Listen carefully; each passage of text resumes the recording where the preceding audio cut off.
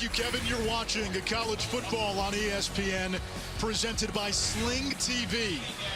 A postcard perfect afternoon in Morgantown and West Virginia, back home after nearly pulling off the Norman conquest last week against Oklahoma. They'll face Texas Tech, which is looking to clear its browser history after what happened against Texas last week. Anish Shroff, Mike Golick Jr., Lawrence Sisler down there on the sidelines. And the Big 12 is changing. You can now win with defense. We saw a 16-13 game between West Virginia and Oklahoma last week. What a change it's been. And you've seen it now finding its way into the NFL. Phil Snow, the Big 12 alum, taking it to Carolina. But it's what you've seen. The response to all this great offense has now been, whether it's Baylor, Kansas State, Iowa State, or right here in West Virginia. And what does it start with most of these defenses? 3 down linemen, plenty of bodies back, which means your dudes on the defensive front have to get after it. And West Virginia, 16 pressures against Spencer Rattler last week. And we're going to talk about a lot of great names for them, but it starts with number 90, Akeem Mesidor in the middle.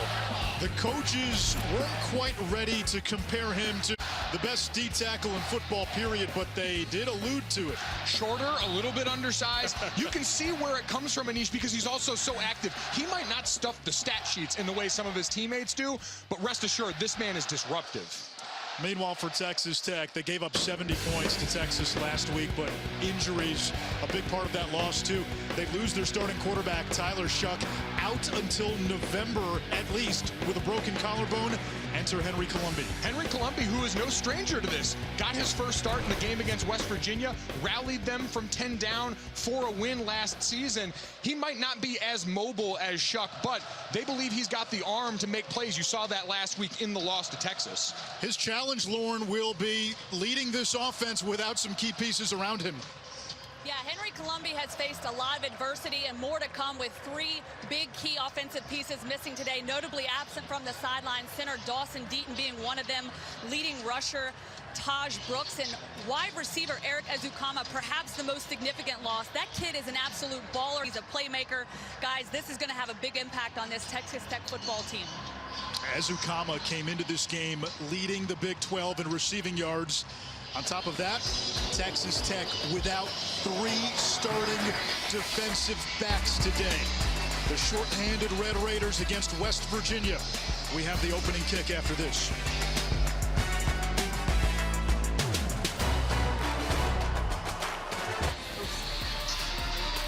You're watching the Big 12 on ESPN.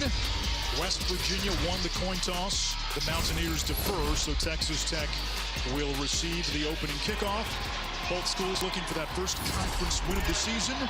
Evan Staley will kick it off for West Virginia. And back deep for Texas Tech, the Alabama transfer, Jadarius Townsend.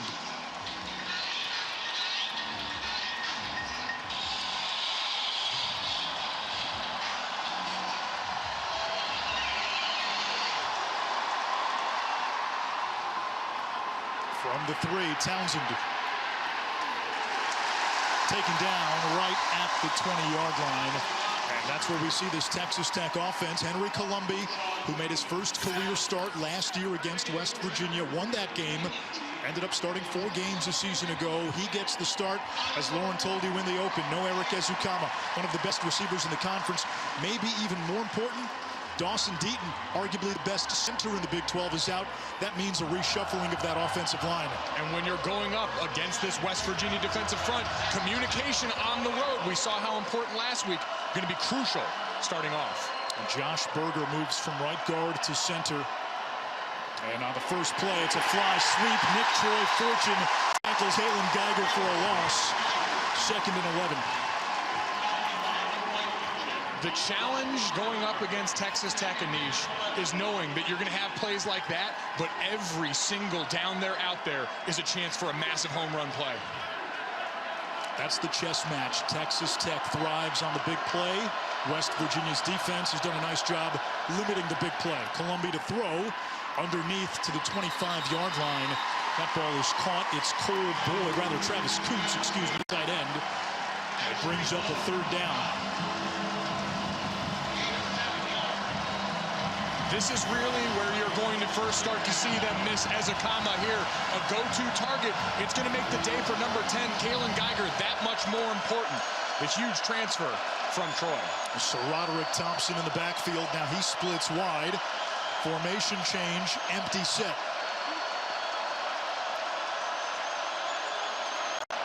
Colombi, quarterback draw.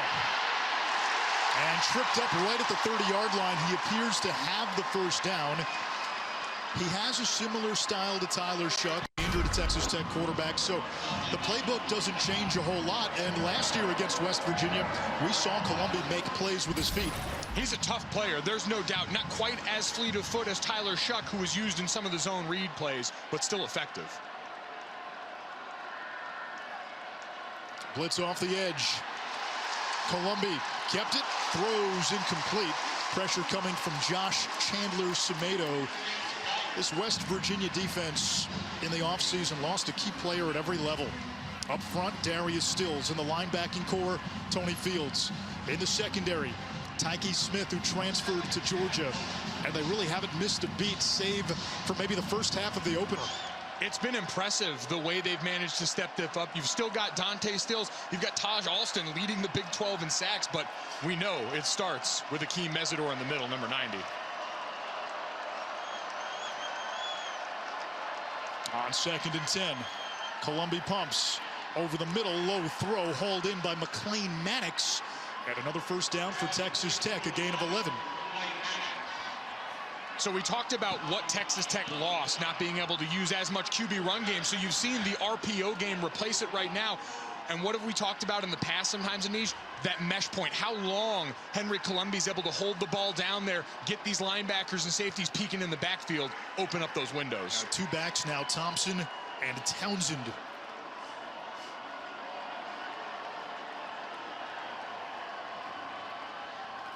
Out of the backfield, Sir Roderick Thompson. And like a bowling ball, he gets out to the 47-yard line, give him about 6. So Roderick Thompson missed the first 2 games, had off-season surgery on his right shoulder. He was cleared to play for the opener, just not football ready. Last week against Texas, he got his most extensive work of the young season. Only the 6th player in school history to lead the team in rushing as a freshman and a sophomore. They're going to need him to be productive. Especially with Taj Brooks out again. Brooks had a couple of 100-yard games to open the season. Colombi. And that's close to the sticks. Let's see where they spot him.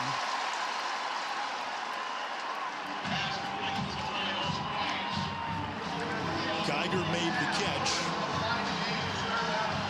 That'll bring up 3rd and short. This is where keep your eyes on 90 in blue. You saw that 4th and 1 last week against Oklahoma, where he's able to get into the backfield, use that leverage to try and be disruptive. You just need this running back to go east and west for a split second.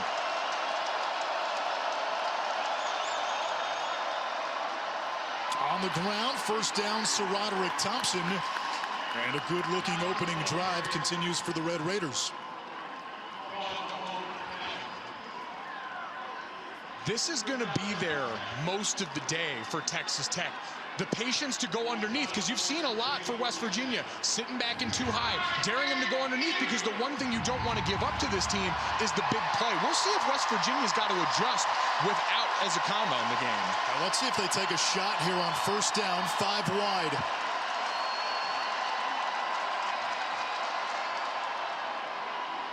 On the fly sweep. They'll try one, a little trickeration. And it's intercepted by Sean Mahone.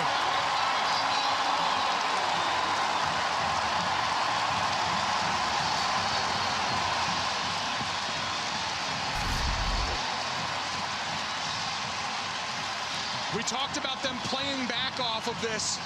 So we see the ball handed off, going for the wide receiver. And Sean Mahone wasn't fooled for a second. The discipline of the secondary that we mentioned, understanding that's how Texas Tech makes their living, getting you to bite up. Credit to Mahone for having the eye discipline to understand his role. Texas Tech first-year offensive coordinator Sonny Cumbie, who is coming back to Lubbock. He was telling us the way West Virginia plays defense, it tests the patience of your coordinator too, because you do get greedy and you want that explosive play. Jarret Doege to throw on first down. Plenty of time over the middle. It's tipped and incomplete. Wanted Bryce Ford Wheaton, who was open. Rico Jeffers got his hand on it. Again, this is a Texas Tech secondary missing 3 starters. Doege has been much better at home in his career. He told us last year when he faced Texas Tech, it was the revenge tour. A young man who grew up in Lubbock, rooted for Texas Tech, wanted to go there, was never offered. This year, he said it's more like the next opponent.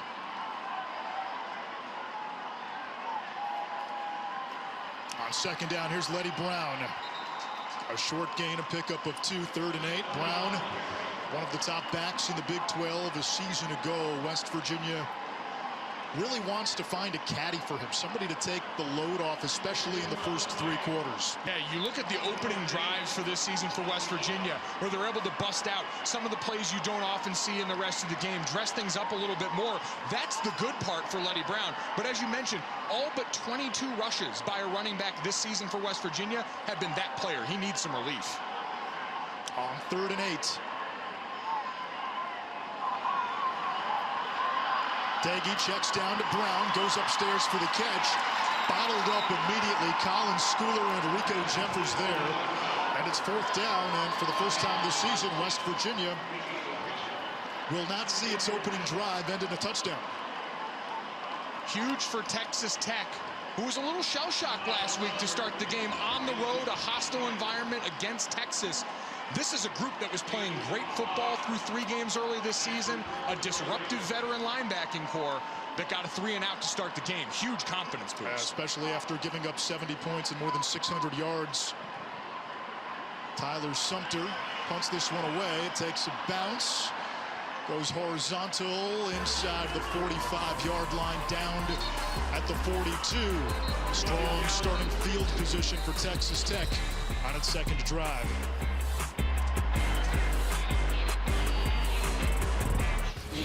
Texas Tech has been a team this season that has struggled out of the starting gate. The Red Raiders have been outscored 42-14 in the first quarter this season. And it's been a bevy of mistakes, but mostly it's chaotic ones, like we saw in this game. Turnover down in the back end, then you're backed up in your own area. The quarterback and wide receiver not on the same page. He's looking, expecting him to sit down. You've got a zone corner that's able to pick it and take it back for points coming off of this. And then missing layups against Texas. Opportunities early in that game to manufacture big plays that can keep you in it. And instead, you've got your quarterback under duress. Dante Stills with a bear hug on Xavier White. And there is that West Virginia D-line again. They average more than 9 tackles for loss per game. Tops in the Big 12. And they're going up against an offensive line that we know reshuffled right now, Anish, but came into this game 12th nationally, only allowing 3.5. So there's your rock meets hard place. In these Josh two teams. Berger moving from right guard to center. Ethan Card gets the start at right guard. Card played a lot of tackle last week. Columbia to the sideline near the sticks. Driven out of bounds by Jackie Matthews. It's Geiger the catch as we check in with Kevin. All right, thank you. Kevin Donovan Smith comes into the game.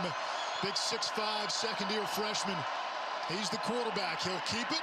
Breaks a tackle and powers into the secondary for a first down. So we knew West Virginia would play 2 quarterbacks. We've seen Garrett Green the last few weeks. Texas Tech, even with the injury to Tyler Shuck, they told us Donovan Smith may have some chances. Goal line, short yardage, he delivers. Matt Wells and company have talked about the depth of this quarterback room, how talented they think this unit is, and to buy an extra hat against this defense, getting your quarterback as a runner, huge. Columbia back in there, 1st and 10 inside the West Virginia 40.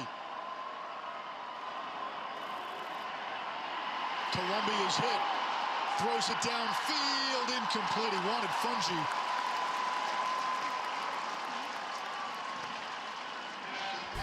And that's got to scare you if you're Texas Tech. You're already down 1 quarterback.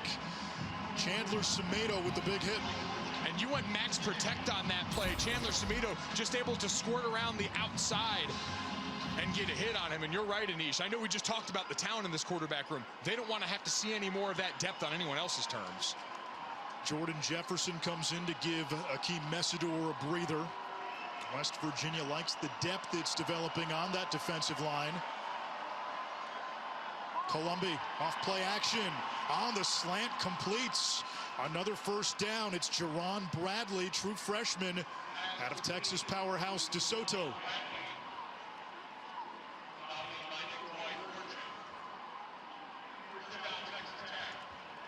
You get down into the red zone, another big-time matchup. Texas Tech's offense comes in 23rd nationally in red zone production. West Virginia, 4th in the nation, and they're going to have their hands full. Tall wide receivers out here. You've got 8 guys normally on this roster, 6'3" or taller between the wideouts and tight end for this area of the field. Noah Zukama, though, one of the top receivers in the country and the Big 12. So Roderick Thompson looking for running room, broke a tackle, and he's to the 20-yard line. Stopped by a die, a gain of 6. And the Red Raiders using some tempo now in the red zone. Quick screen to the outside, Dalton Rigdon.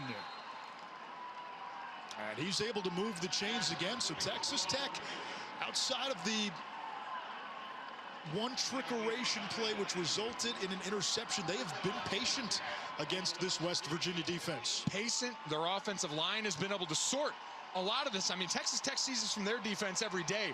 West Virginia trying to change the picture as now they're going to spread it out 5 wide, give your quarterback an accurate read of the secondary. And quarterback draw certainly on the table down here.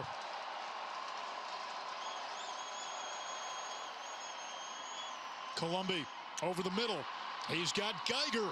1st and goal inside the 5. Kalen Geiger coming off back-to-back 100-yard games. Former All-Sun Belt selection at Troy. And if you get him matched up in the slot on linebackers like that, Josh Chandler-Semedo, a great player for West Virginia, but not going to be able to stick with that guy in the middle of the field. And now you go 1st and goal here, and this is where you can really start to make use of a guy like big number 15 and Travis Kuntz, the tight end.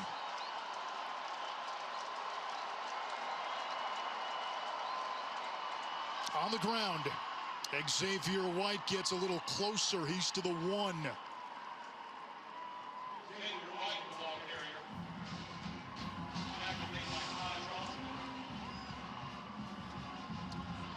You just saw it set up there again, Anish. Would really keep an eye on 15 as you've got the defense queuing in on run, sneaking that tight end out the back door. So he'll split out here in the middle in the slot.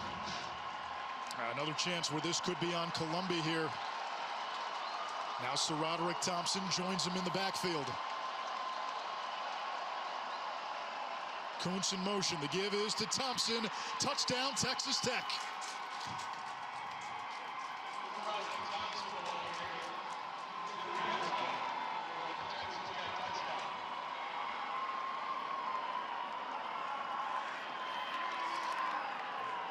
That was the patience that we talked about on the first drive for Texas Tech.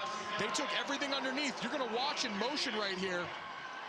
Number 8, Vandarius Cohen, comes across, holds for a second because you've got Travis Kuntz, the tight end, going across. They're giving West Virginia a lot to look at defensively right now. The PAT by Garibay is good. A 58-yard drive. It took 10 plays. Patience pays off. And paying it off on the ground. We talked about shuffled bodies up front. No issue so far for Texas Tech, up 7-0.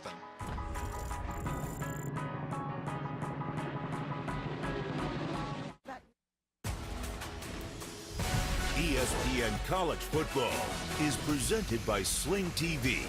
Replace cable with affordable live TV with Sling.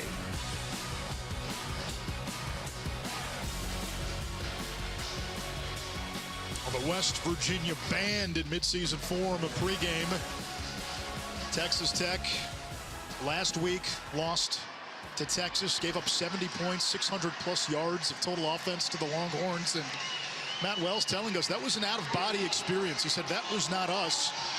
He also added, when you get embarrassed like that, it's raw. Now in his 3rd season, they could have had some honest conversations in the locker room after the game, and they did. We're looking at a new team today. Winston Wright's been dangerous on kickoffs this year, averaging more than 41 yards a return and driven out of bounds shy of the 20.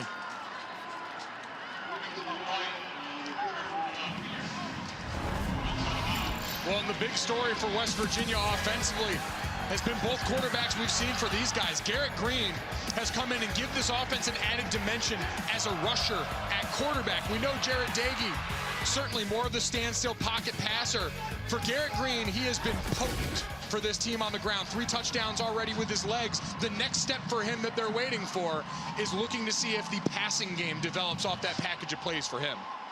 Doege out there to begin the series, throws to the sideline. And completes for a nice pickup. It's Winston Wright, team-leading 18th catch. And you're seeing some tempo from West Virginia right now, who I'm sure saw the problems Texas used with tempo and what it did to Texas Tech's defense. Now, the Red Raiders last week had trouble lining up. And Leddie Brown able to move the chains. So if you're Texas Tech defensively, you get Bijan Robinson last week and another physical runner in Leddie Brown this week. You get a couple of hammers thrown at you is what you get. And thankfully, they've got themselves a nice veteran linebacker core full of dudes that have played tons of college football. Play action, Doege. He'll try to run. And then just nosedives across the 32. That's not really the strong suit for him, but you do that enough times, it keeps the defense a little honest. I like that from my veteran quarterback. No one to fold him. You see 3 white jerseys right there, and you're not someone that's going to make a miss. Live to play. Right, the motion man. Doege on that RPO, incomplete for Bryce Ford Wheaton. No flag. One of the things that West Virginia told us they wanted to do today, more shots vertical, more shots downfield. They've had struggles certainly offensively in the second half. They plan to be more aggressive. First drive, 3 and out. Now another 3rd down and 6 here from the 33. And you mentioned you've got to get vertical. You've got 3 guys missing from the secondary for Texas Tech. It's the spot you need to attack for them. We know about Winston Wright. Sam James has to be a guy this coaching staff talked about. We need our receivers to go and make plays for Jarret Doege in this passing game when we have the shot. Wright in motion. 3-man rush. Dage's got time. Over to Brown. Extra effort gets him the first down. Leddie Brown really worked on his receiving skills in the offseason. Yeah, I saw there was a great article in Pro Football Focus by Trevor Sikkema talking to Leddie Brown about how personally he took some of the criticisms of himself as a pass blocker, as a receiver. This coaching staff says he's got the whole route tree in him. We can work this guy, and it's showing up so far this season for West Virginia. 2 catches today, 13 receptions on the season. He's the bell cow, not just of the running game, but of the entire offense. Schooler bringing the pressure, strips it away, and Texas Tech recovers. Colin Schooler, number 17 in white, a 3-time Pac-12 selection at Arizona, and the FBS's active leader in tackles and TFLs. The strip sack there, Devin Drew recovers the fumble. So they love simulated pressures, getting a linebacker down as the 4th rusher, and that time just able to beat James Gamitter one-on-one. And this is what you got to do, especially now in football. We know the quarterbacks are so protected, so being able to come over the top, have eyes for that back arm as the quarterback gets ready to release, and you get a great play to set them up with awesome field position. Now, second straight drive of Texas Tech with prime starting field position, this time inside the Mountaineer 35. Xavier White in the backfield. Mountaineers showing some pressure. Colombi on the move. Gets it off to White. He is a converted wide receiver, good hands. Picks up 4, maybe 5.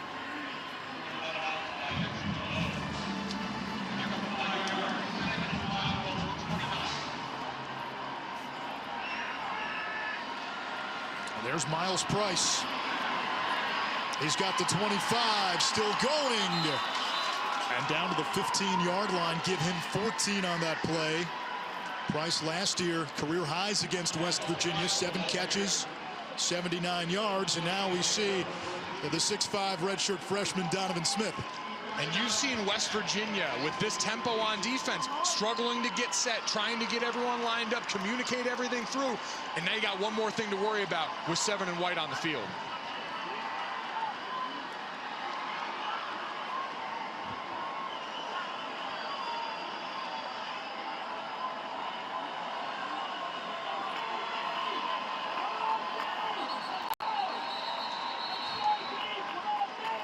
A whistle and a timeout by Matt Wells.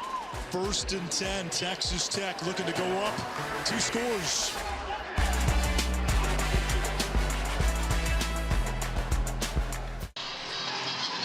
Texas Tech on the move. 1st and 10 from the Mountaineer 15. Henry Colombi leading this offense back out on the field. We've seen a little of Donovan Smith, who was in there right before the Red Raiders took the timeout. Smith 7 and white. Now the backup quarterback with Tyler Shuck out with a broken collarbone till at least November.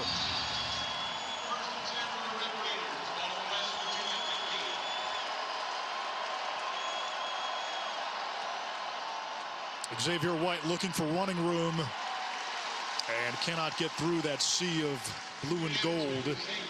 Dante Stills first to get there. Yeah, and Nish, down here at this point of the game, I don't think there's any reason to start to turtle your formations here. You saw 2 tight ends on the field. What has Henry Colombi been doing best so far? Spread it out, see the bigger picture, find holes in the intermediate area of this pass defense here. Let's not reinvent the wheel now down in the red zone.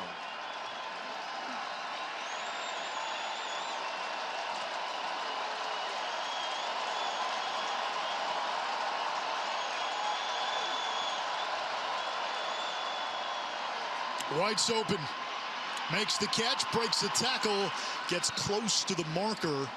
One of the things West Virginia's coaches told us, against this team, you have to tackle in space.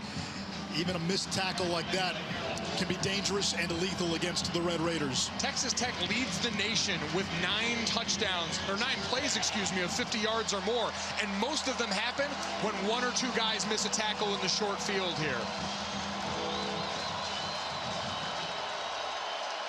2 tight ends into the game. Colombi completes to Teeter, and it'll be 1st and goal. Texas Tech. Henry Teeter, a transfer from Holy Cross who walked down to this program, and he is part of that tight end rotation with Kuntz and the 6'9" Mason Tharp. Be ready, you've got Geiger up top, 2 guys out there. Chance to get him loose at the top of the formation, number 10 in white. Thompson returns to the backfield. SaRodorick Thompson stood up, gets a push, and he's in. This reshuffled, banged-up offensive line gets SaRodorick Thompson into the end zone. 2 touchdowns for the junior running back. And Texas Tech, without its top receiver, its leading rusher, its all-conference center, and its starting quarterback, up 2 scores on the road. Now 10 touchdowns in their last 12 red zone trips.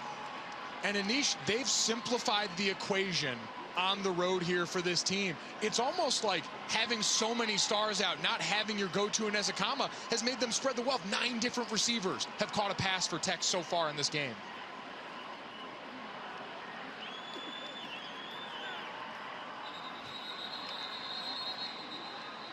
Flag down.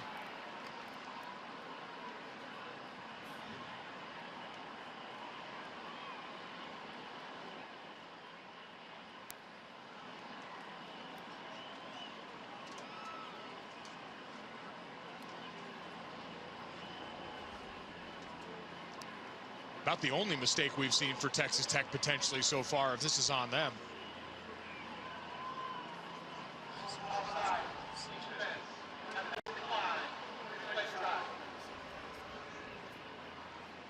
That would have been the first penalty of the game. A relatively clean first quarter from a penalty standpoint. We have had a couple of turnovers.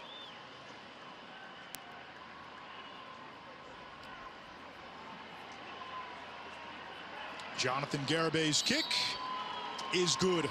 14-0 Texas Tech. Coming into today, the Red Raiders had struggled in the first quarter. West Virginia had been a strong starter. In fact, for the Mountaineers, the concern was, can we be better in the second half against FBS opponents? 0 touchdowns, only 9 points in the second half for Texas Tech. Hey, can we start fast? Can we get out of the gate strong? Because the Red Raiders have averaged 23 points per game in the second half. And we've talked about those slow starts, and a lot of them were aided by turnovers by the Texas Tech offense. And already they've been able to overcome that mistake early in this game.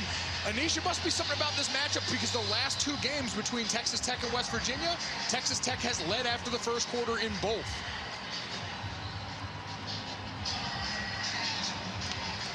Special teams has been a strength for West Virginia this year, especially the kick return game, where Winston Wright has 2 returns of 90-plus yards. Trey Wolf will kick it off.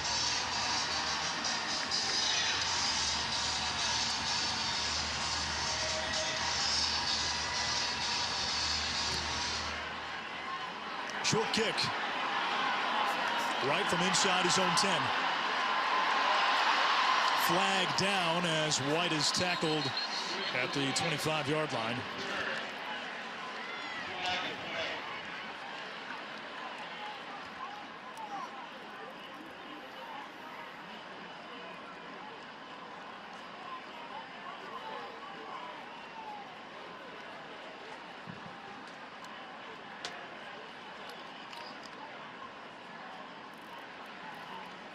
During the return, personal foul, illegal blindside block, number 31 of the return team.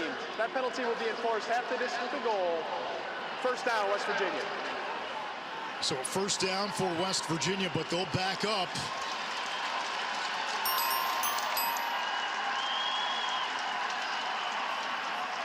And a new quarterback here for West Virginia. It's Garrett Green.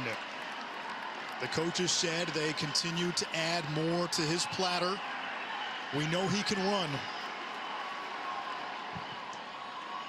Green will run, and he can't get away from Schooler, who's already made his impact felt in this game. Quarter number 1 in the books. West Virginia stuck in neutral so far. Texas Tech missing a ton of key pieces, including its starting quarterback. Up 14-zip in Morgantown.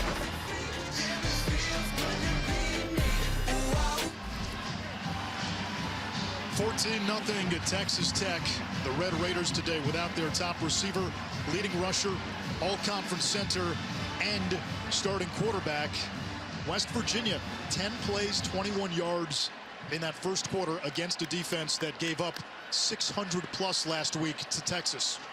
Specifically gave up 336 on the ground. And I was wondering going into this game, Anish, which defense was going to show up, because the first 3 games of this season, Texas Tech on defense, giving up only 21.3 points per game, only 54.3 yards on the ground. That unit, downhill, fast, and attacking, has shown up today. Second down, 9 to go. Garrett Green remains in the game at quarterback, moving the pocket. Green will try to run, and he is bottled up. It'll bring up a 3rd and long. Tyree Wilson, Colin Schooler in on the stop. Now Neil Brown telling us Garrett Green can throw the ball a little bit. They haven't asked him to do too much in the pass game. No, and you saw a frustrated Sam James, number 13, clapping his hands, wanting the ball to come out on time. They've got to get Garrett Green some easy throws to get him comfortable turning this loose, because it hasn't been something they've asked of him so far. Split backs. 4-man pressure with a twist. Green checks down underneath. He's got Winston Wright. And a nice juke move to pick up a first down at the 37, a gain of a dozen. In an ideal world, West Virginia can fuse Jarret Doege and Garrett Green together. But right now, teams don't really have to respect Doege's ability to run. And unless Green proves otherwise, and there's time, there's still a mystery about what kind of thrower he is. And you need some of those mixed in on first down like this, so the defense can't just read down and distance and tee off. Wright goes in motion. Green will run. Gets the edge, tripped up by Schooler from behind. A nice pickup, about 6.5. Second down. And you'll see Anish, they'll motion receivers into the backfield. They'll give you almost a spread triple option look at times with Green. He can be really potent, and right now, you need to do anything to slow down that veteran linebacking core.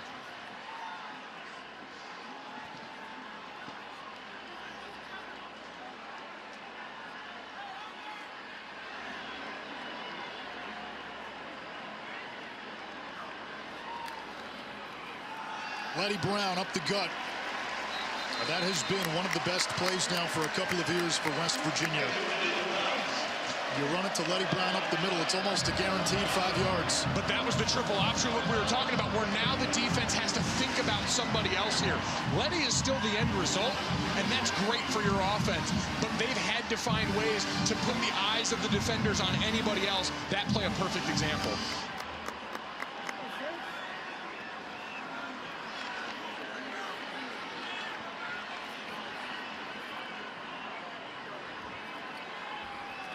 Brown again. Hammerheads across the 40 for a pickup of 5. Leddie Brown, the first 3 quarters of games this year, averaging 6 yards per run up the middle. He's been a hammer. That's who he is downhill first and foremost. But we've seen it's waned late. They've had to work with him as a staff on making sure they take care of his body during the week, take hits off, and player tracking has become such a huge part of college football. And he's a great case study for how you can help a player get through a long season with that many touches. They've put him on a pitch count in practice. They've changed his recovery schedule. And a whistle before the snap. We'll get a timeout. Second timeout taken by Texas Tech. We'll step aside. 11:48 to go, first half.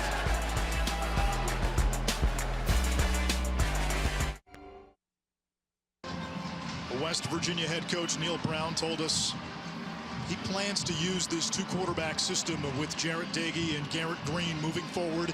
He made it work at Troy. Just in this game, the first 2 drives with Doege did not end well. Garrett Green moving the football here.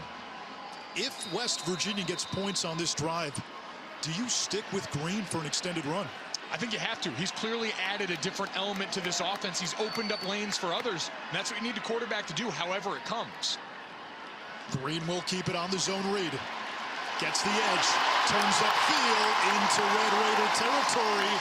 A gain of 16 for the freshman from Tallahassee. A stud baseball player in high school. In fact, he's got some moxie.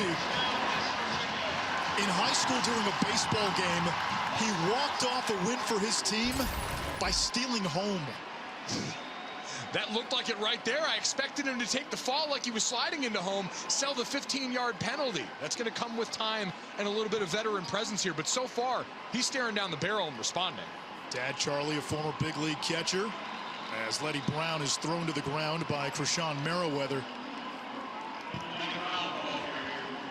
Neil Brown actually recruited Green to Troy when Brown got the West Virginia job. Green came to Morgantown. Green will step up. Hurdles the defender. And he's going to be awfully close to the first down. He's provided a spark. This crowd is loving them some Garrett Green, as we've got an offensive lineman limping off right now. That's Wyatt Milam. Oh, excuse me, that was Zach Frazier.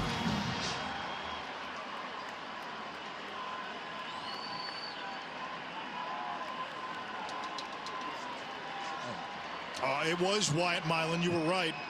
Talented freshman who they really think can be an impact player on this O-line the same way Zach Frazier was a season ago as a true freshman. They've been getting him more and more reps as the games have gone along right now, as it looks like West Virginia going to have to spend a timeout here getting themselves reorganized after that last play. We'll take a timeout too, likely 4-down territory, 3rd and short. Green providing a spark for the Mountaineers. The ovation that was here, it was absolutely ear-piercing and an incredible ovation for him. And one of the things he told Mesidor is, Take a look at a rotary phone. He said, look at the numbers 9 and 0. That's the last thing you will always remember. I'm going to be the last 2 numbers on your telephone, but the first one you better call. That's great. I love it. 3rd down and 1. And a flag down. False start, number 54. Offense, 5-yard penalty. Still 3rd down. Now that's Zach Frazier, and he had a rough day late in that Oklahoma game. The snap infraction down by the goal line, the bad snap that drove West Virginia out of field goal range on their last drive. I started 5 games at center in my career, Anish. It's the thing that everyone dreads because it makes you think about snapping the football. You spend so much time trying to get those reps, so it's second nature. But they said he is more than capable, have a great week of practice. This guy is the heart and soul of that team.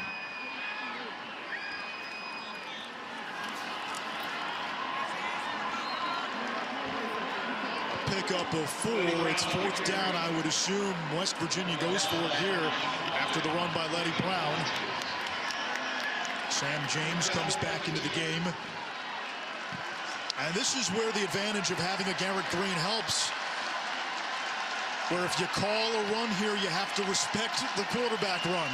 And I think you've got to use that advantage here. Buy him an extra hat. Letty Brown is a willing blocker in that backfield here. Let him lead for your quarterback, create space. 2 tight ends. Green will keep it. Tried to get rid of it, and Texas Tech comes up with a stop. It's the heart and soul of the Red Raider defense. Rico Jeffers creating the havoc. Rico Jeffers getting them fired up. This coaching staff told us he's not coming off the field today, and now you can see why. Eyes on the young quarterback, gets it out of his hands. Texas Tech takes over. Work today against Ole Miss. 14-0, Anish. Henry Colombi taking a shot downfield for Geiger. It's incomplete. 2nd down and 10. Colombi started 4 games last year. Beat West Virginia in Lubbock in his first career start. Was recruited originally to Utah State by Matt Wells. Backed up Jordan Love for a couple of years and then transferred to be with Wells in Lubbock.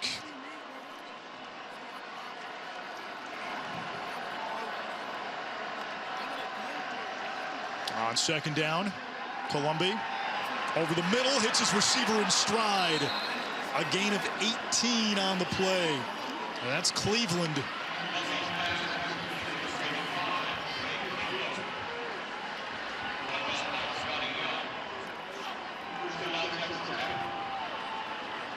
There's Townsend to the 46. Lauren. Hey guys, you talk about Henry Colombi's story and the adversity that he's faced throughout his career, and he lives by 2 sayings. Made in adversity, he's got that tattooed on his arm, and underdog. Being from the talent-rich state of Florida, he always has to prove that he was the one for the job, and his dad Henry told me he was a late bloomer growing up, tall and skinny, frail. He didn't always look the part, but he knows adversity and has always worked hard to overcome it. Donovan Smith comes in at quarterback for Texas Tech.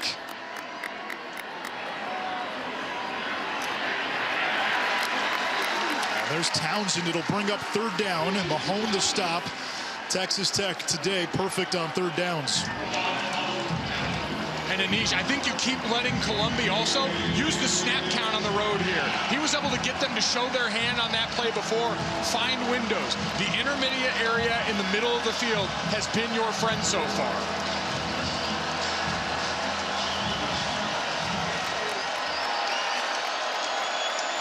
Colombi 12 out of 15, 100+ yards.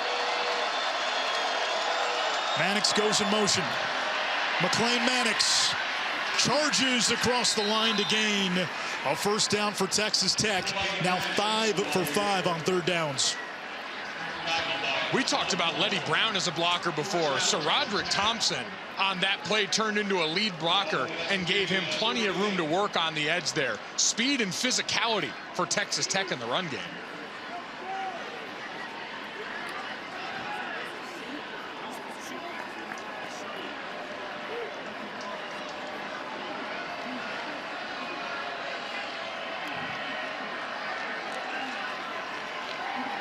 Colombi to throw. Pressure coming from the backside. He gets away. And that is incomplete. Mannix couldn't pick it up. McLane Mannix, third season with Texas Tech after a couple of productive years with Nevada. His dad, Kevin, was on the 1988 Odessa Permian team, which was the subject of the classic football book, Friday Night Lights. Get you one of these.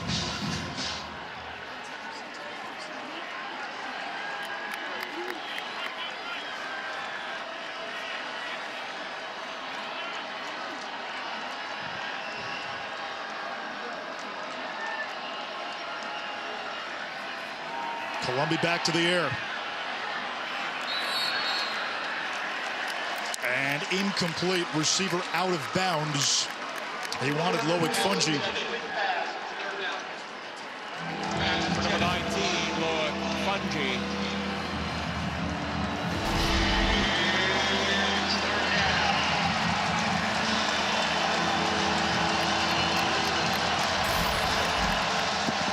That left foot out, no question here. Now brings up one of the first 3rd and longs we've seen for Texas Tech. You would expect some version of 4-man pressure, get some twists up front, and try and get Akeem Mesidor some room to work. Here's the blitz. Colombi devoured. Stills and Chandler Semedo meet in the backfield. This West Virginia defense came into the game leading the conference in sacks and TFLs. Twists and movement up front here. You see Stills as the penetrator there. And that really kickstarts the party, Anish. Once you can get one of your D linemen getting that win upfield, you get all the seams that you needed for a backfield party after really the secondary had taken care of so much of that drive. Austin McNamara had a school record 87-yard punt against West Virginia last year. Line drive to Estelle. And tripped up near the 15-yard line. Akeem Mesidor may not show up in the box score. He is still an agent of chaos. Disruptive, lined up over the center right here, working his way outside, always flashing at the quarterback. Big 12 now on ESPN Plus, a must-have for Big 12 fans. Coming up later today, 2 women's volleyball matches highlighting the schedule. Iowa State, Kansas at 5 Eastern, and then it's the Red Raiders in Waco taking on number 9 Baylor at 7. Basketball season less than 6 weeks away. Big 12 Media Day gives you a season preview. Sign up today at ESPNplus.com/Big12Now. Jarret Doege back in at quarterback for West Virginia after Garrett Green had the last drive, and Doege throwing on first down and completes to his tight end O'Loughlin, a gain of 7. So we saw Garrett Green offer up a pretty productive drive last time, no points. You go back to Doege. I know the coaching staff said we want to get both quarterbacks in there. This feels, though, like Jarret Doege's now got to move the offense a little bit here. He does, and starting with O'Loughlin, who's been a productive target for him, is great. This offense has to start getting vertical. Letty Brown. And it looks like he's got the line to gain. First down, West Virginia. And Anish, you move the chains here now, which is big. We've seen a couple of these Jarret Doege drives stall out. This is where you've got to get Winston Wright, Sam James, get them in a slot here, get them on a bigger body, a linebacker or safety, and get them going vertically up the field so you can take some of the bite off of this defense right now. They've got to start hitting on a few of those home run plays. It's a secondary missing 3 starters for Texas Tech. Doege to the air. There's Winston Wright in space, blows by his man, has the 30 out of bounds near the first down marker, down to Lauren. Yeah, guys, Doege is all too familiar with this situation, the 2 quarterback situation. And to be honest with you, he obviously wasn't thrilled about it, but he realizes he's got to take the most advantage of this opportunity. And you could watch him on the sidelines here. He was intently watching behind the line of scrimmage, taking in all the notes that he could, especially on that last drive while Green was in under center, and just watching the defense and taking as many mental notes as he could. And really, you could just see his poise and he was calm and collected throughout much of that drive and doing the best that he could. Leddie Brown up the gut. Doege telling us when he was at Bowling Green, they used a 2-quarterback system, and it frustrated him there. He's much better, as Lauren told you, at adapting to it, trying to maintain his rhythm when he goes back in. And trying to see if he can collect information. You get a chance to see it from a vantage point that you are not normally afforded in game here. And he said he's using that to make the most of it, especially looking at these secondary shells on the back end. On the delay, Leddie Brown. A yard. What has surprised you more today about Texas Tech? The way their defense has responded after last week, or what their offense has been able to do, missing so many key players? I really think it's been the offense. This was a team that missed a lot of layups through the first 4 games. I thought their problems with slow starts were largely tied into third downs, key situations where they had guys open to make the plays, and they just didn't. Their big weapons being out has almost forced them to throttle it down, simplify, and just go out and execute instead of trying to force big plays. Justin Johnson in at running back, the true freshman from St. Louis, and down goes Doege. Jalen Hutchins came in like a human missile. This is always tough a niche in this spot for Doug Nestor, the veteran. You start off with a double team with the center on this play, getting a little bit of help, and then he leaves and immediately vacates that area left by the center who's going to help on the other side here. That's a tough look for Doug Nestor. Came over the transfer from Virginia Tech, who was a 2-year productive starter for the Hokies. 3rd and 17. West Virginia needs to get to midfield. 3-man rush. Doege out of the backfield to Leddie Brown. He's got some room to run and stumbles. Let's see where they mark him out. At the 45, it's 4th down and 5. Minus territory, down 2 scores, 2:30 to go in the half. And it looks like the offense will come to the sideline. Anish, I really thought this would have been a great opportunity to allow your quarterback to continue to build some confidence there. You've been able to make some plays in the intermediate game with Winston Wright. This feels like a missed opportunity for the Mountaineers. Instead, it'll be a punt. Tyler Sumter and Adrian Fry back deep.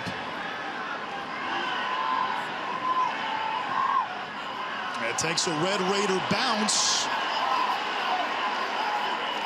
And downed at the 26-yard line. It looked like it almost hit a Texas Tech player. And that's what West Virginia was trying to claim there. It didn't hit him. It almost did. You had a Red Raider tangled up.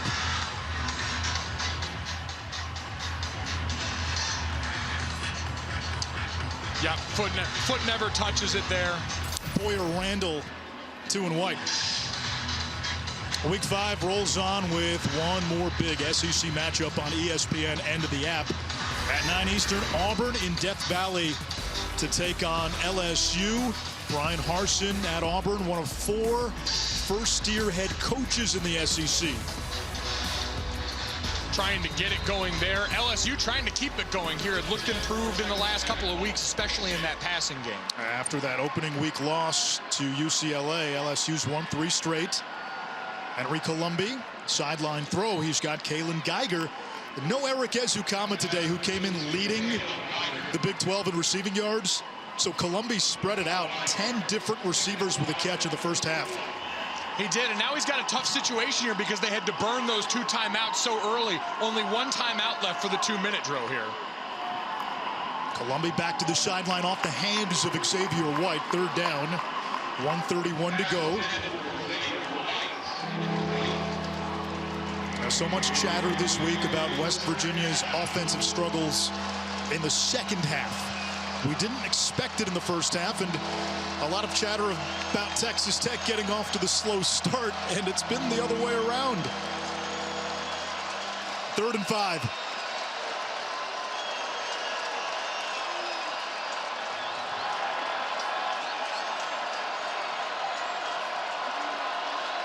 Out of the empty look. Colombi has a receiver and a 1st down. Texas Tech now 6 for 7 on 3rd down today. It's Dalton Rigdon with the catch. And now got to get up to the line. That clock will stop as the chains reset. Get ready to run that next play here. Clock has started now, less than 1:20 to go.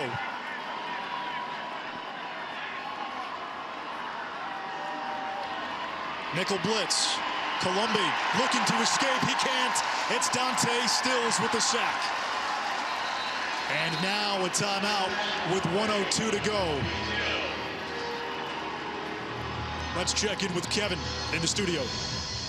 And Anish, coming up on the Geico Halftime Report, we'll have much more on the Dog Day afternoon in Athens, the message Georgia may have sent throughout college football. Plus, we'll check in on Alabama and Ole Miss, not exactly playing out the way we expected, and Oregon and Oklahoma trying to keep their O's. I promise no baseball updates, Anish, nothing to speak of today. All coming up on the Geico Halftime Report. Kevin, I peeked about an hour ago. He and I are both Yankees fans. Not going so well for the Bombers. 2nd and 13 now. Texas Tech out of timeouts. Oklahoma playing Kansas State. Chris Kleiman's beaten Oklahoma 2 years in a row. Chris Kleiman, again, we talked about defense in this conference. Another one. Another one in here. That's been the theme here. And so far, it's been tough sledding for this West Virginia defense in the first half, but a new identity for the Big 12 Conference overall. Now, Texas Tech was not part of that conversation last week defensively. They have been in the first half today. Facing a 2nd and long now offensively. 1:04 to go. 5 wide receivers. Colombi backpedaling, throws, complete at the 40. The ball is out, ruled incomplete. He wanted Geiger, and Daryl Porter, who played for Henry Colombi's father in high school, was the one who jarred it loose. Familiarity bred comfort right there for Daryl Porter on the back end. And now pin your ears back up front. Number one thing for Henry Colombi here, take care of the football. You can live with a punt. You have to avoid disaster.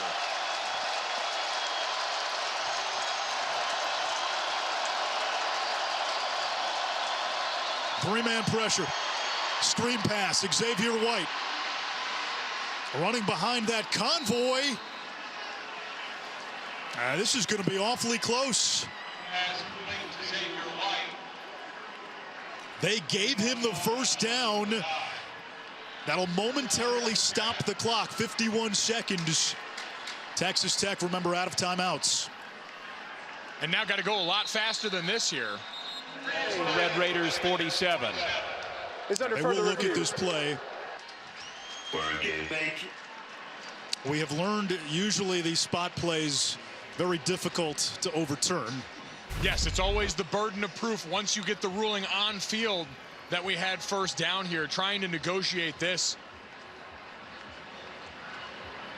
Tough to see from that angle. He needed the 47-yard line. And let's see if we get a better look here. Is there anything there that's going to change this call? No, it's hard. You don't see a body part definitively out of bounds before he gets to that first down marker here. He's up in the air over that sideline. And so now we're talking about that plane extended. And now if you end up with the first down here, you've had time to gather yourself and regroup with a plan here if you're Henry Colombi in this offense. If the ruling on the field stands, that would mean a first down. You're Texas Tech. You've got 51 seconds. You're out of timeouts. You're near midfield. What's the navigation plan for the balance of this first half? Navigation plan here for Texas Tech as you try and ride this thing out. You're obviously airing towards the sideline first and foremost. Get guys out of bounds you can, but if there's a play to be made in the middle of the field, take it, make sure you get up there, spike this thing, and stop the clock. You want chances to take a breath at this point with a chance to put points on the board before the half. Now this review a de facto timeout, so you can... After reviewing the play, the ruling of first down stands. First down, Texas Tech. And to your point, you can put in multiple plays here. It's the best part. You get 2 plays here now, so you know immediately after this one, and that really opens up the middle of the field for you now, because if you go make a play there, you already know this is exactly what we're going to get there, get the ball to the referee, and get this thing moving.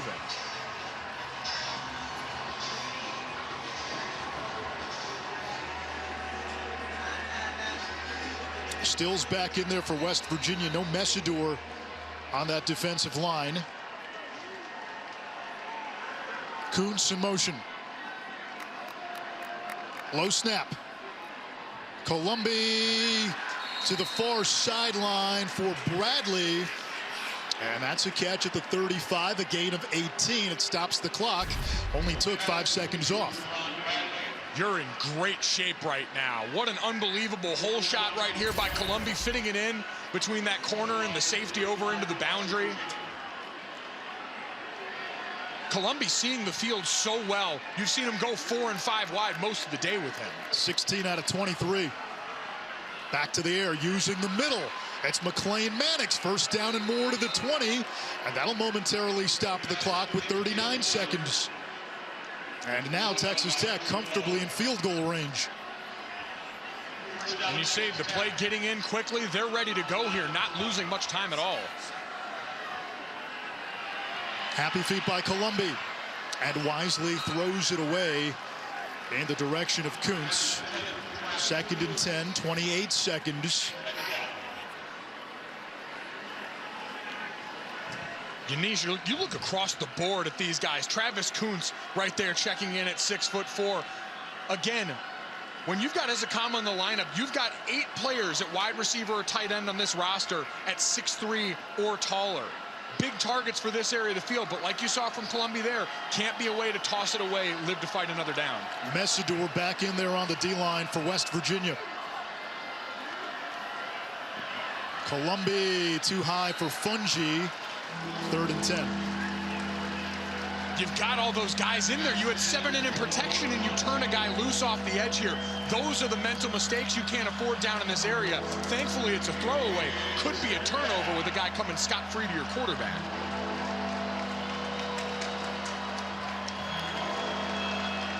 Cleveland, Rigdon, and Mannix lined up at the bottom of your screen.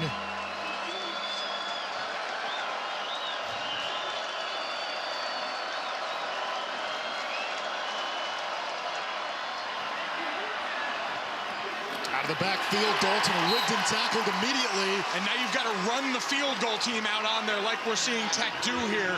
This is something you drill all the time. Get out there, get set, and make sure nobody moves. No timeouts, clock still ticking. A 33-yarder for Garibay. Clock at 2-1, he gets the kick off, it's up, and it's good.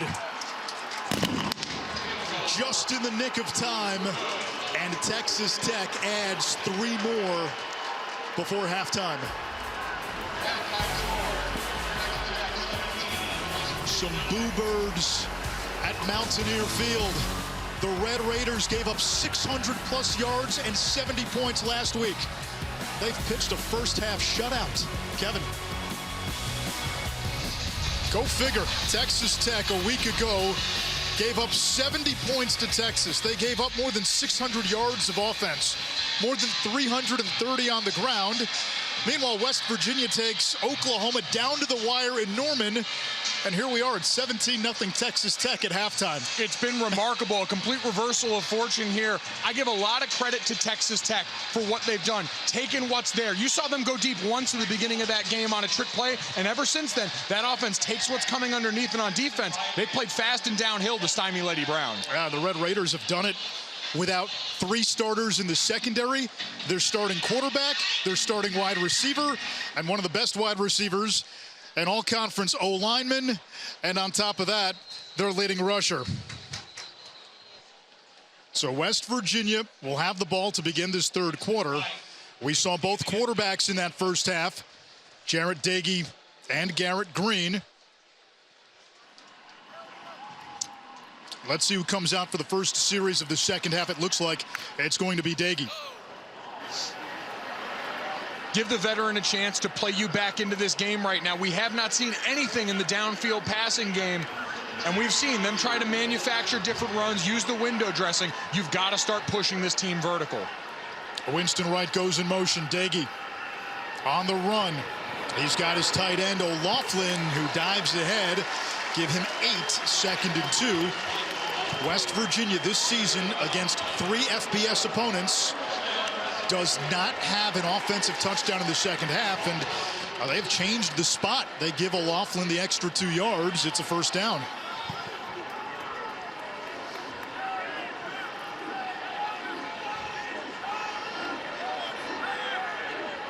Texas Tech showing pressure. They'll send 4. Doege, clean pocket. He's got Leddie Brown. 4 catches for Brown. Here's Lauren. Hey guys, and talking to Coach Brown coming out of the locker room, as you can imagine, he was not happy. He actually said he was embarrassed by the performance. He apologized to the fans going into the locker room. He did say we would still see a 2-quarterback rotation, but as far as he's concerned, he has seen nothing productive on offense. He's not happy with the way they're playing, and he said there's absolutely no energy out here. We've got to pick up the energy if we want to play better.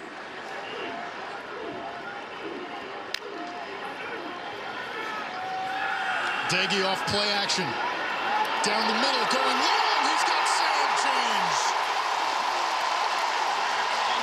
Mike Golick Jr., you said go vertical, and they connect. They did, and they said these wide receivers needed to make plays. Watch Sam James on the double move right here.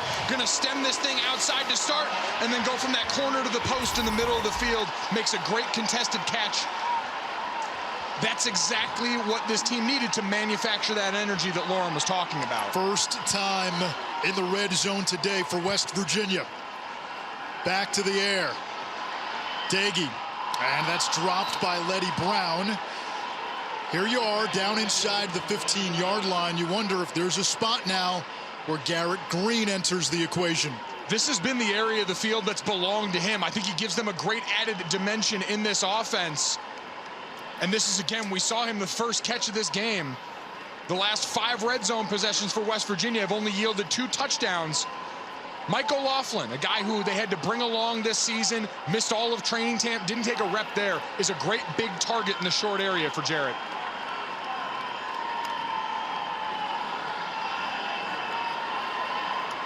Doege finds O'Loughlin. Turns inside the 10 to the 9. It's 3rd down. 5 to go. And it'll be Doege who remains in at quarterback. I'm surprised. I thought we would have seen Garrett Green here give them that triple option look. He's opened up such great rush lanes for Leddie, but we know about this team. When it gets to the stuff hitting the fan, Jarrett Doege loves 5 wide, spread it out, give me a clear look at the picture like he's got here. Leddie Brown in motion. Doege to Isaiah Estelle. 1st and goal, West Virginia at the 4-yard line. The second tight end, TJ Banks, comes into the game, and here comes Garrett Green as well. Now this is where it gets interesting right here, because what are you going to see? Motion into the backfield, multiple bodies back there to give you that triple option look, and that's when the defense sits on their heels for a second. This could be a walk-in Leddie Brown touchdown right down State Street.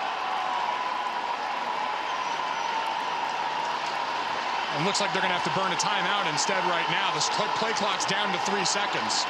Down to 1, and West Virginia calls a timeout. The crowd frustrated. 1st and goal, West Virginia, when we come back.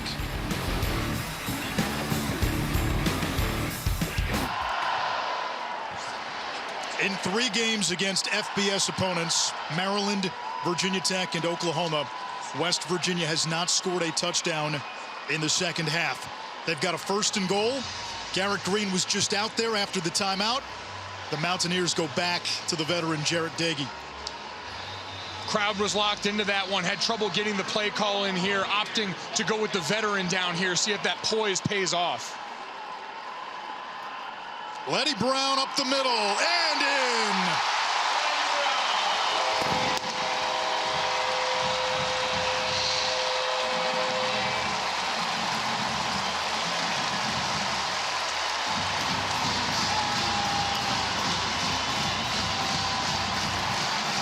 Neal Brown wanted to see energy. He wanted to see strain from the group. There was nothing fancy about that. There was no poise. Turn it around, hand it to your best player, and let your offensive line go out there and move bodies, and that's exactly what they did. The aptly named Casey Legg on for the point after.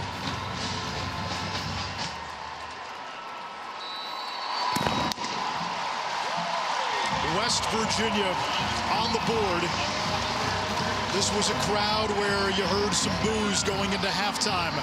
You heard the frustration before the timeout on 1st and goal. It felt like West Virginia needed this drive to change the energy, just not on that sideline, but in this building. You can feel it. It was ready to pop in here.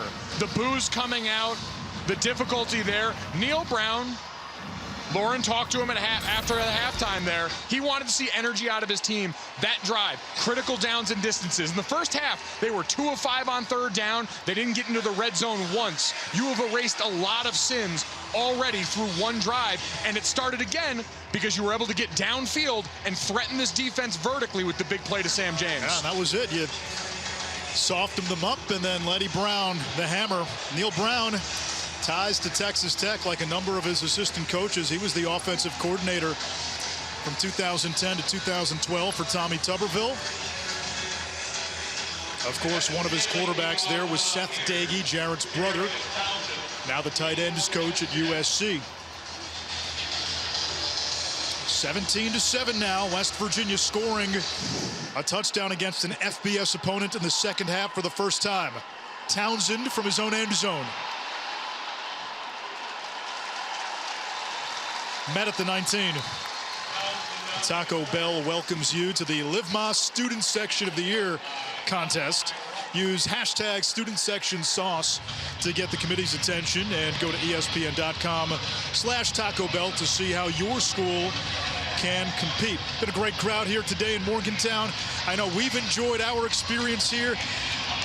Went to a great Italian restaurant in town last night. The food coma is still real.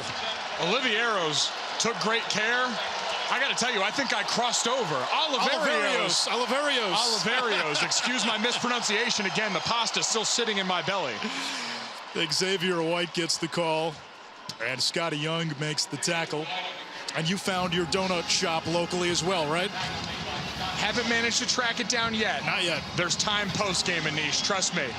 The West Virginia faithful were great in getting me information on the quality eats around campus, as we've got Donovan Smith back in at quarterback for Texas Tech right now. The redshirt freshman from Vegas trying to give them a little run option here, as all of a sudden the volume's gotten turned up inside this stadium.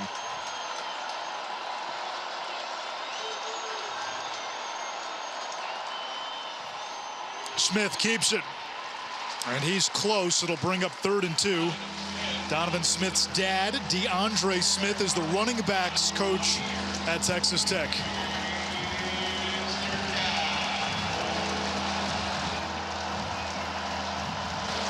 Colombi back in.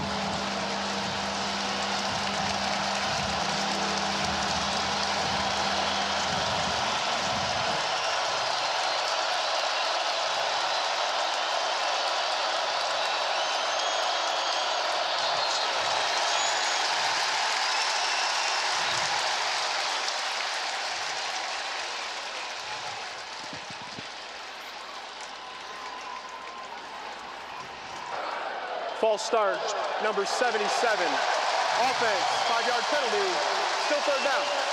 First penalty on Texas Tech. It comes at a costly time. It's Ethan Card. The Red Raiders today, without their starting center, Dawson Deaton, all-conference second team last year. So Josh Berger moves from right guard to center.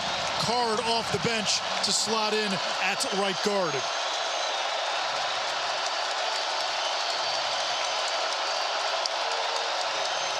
Third and 7. Colombi taken down in the backfield. It's Taj Alston and Akeem Messidor. Alston came into this game as the Big 12 sack leader. And just a fantastic inside move by Alston. who's more of a raw player here. He missed all but 2 games in 2019, was slowed last year. And we talked about those stunts. He's the penetrator. He goes inside, jets upfield, and is able to get that clear rip and beat him with speed there. And then who else but Akeem Mesidor coming in to finish the job? He's everywhere. Mesidor will be special. Austin McNamara to punt from his goal line. What a punt.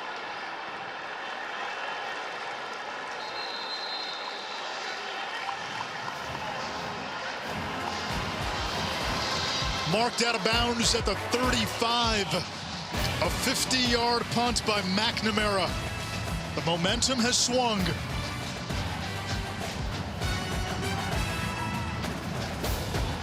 Oh, 17-7. Texas Tech on top of West Virginia. Both teams searching for that first conference win. We take a closer look at the offensive line for West Virginia now with pocket protection, brought to you by Nationwide. Starts with the beef up front. This was the shot play down the field that got it all going. Max protection to keep Jarret Doege clean for the strike to Sam James. You saw it in the intermediate area. 3-man rush, keep him clean, give him time.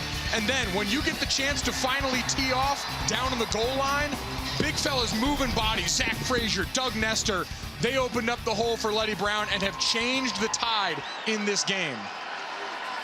Leddie Brown split wide to start out. Doege comes out with the empty set. Brown rejoins him in the backfield. Doege off his back foot, downfield, flag down. Bryce Ford Wheaton could not hold on. Penalty down at the 31, and this is coming to back. Holding, number 72. Offense, 10-yard penalty. Still first down. Now the aforementioned Doug Nestor. The announcer jinx in its purest form right there, Anish, because that was actually a great ball. Usually Jarret Doege gets in trouble when he's throwing off his back foot. That time, laid it in there perfectly. But again, you see now, the mantra has shifted for them. They're going to attack that secondary that came into this game banged up. But watch right guard number 72 here. Just get his feet tied up on this one and really have to tackle Tyree Wilson, who is a mountain of a man himself. A 6'6" junior who transferred in from Texas A&M last year. Doege has time. Buys some more. He'll try to take off. Chased by Jeffers. And Doege gets back to the original line of scrimmage. Hey, Jarrett's got some wheels too. The kid can scoot. And you see they're going to scoot right back to the line of scrimmage. Listen, we all hear it as much as players say when we're out there. I don't listen to the media. I don't read anything. It gets back to all of us. And so I'm sure as we've seen more Garrett Greene, he understands the criticism. Good for him. That's the maturity we talked about with him. Understanding the situation and making the best of it.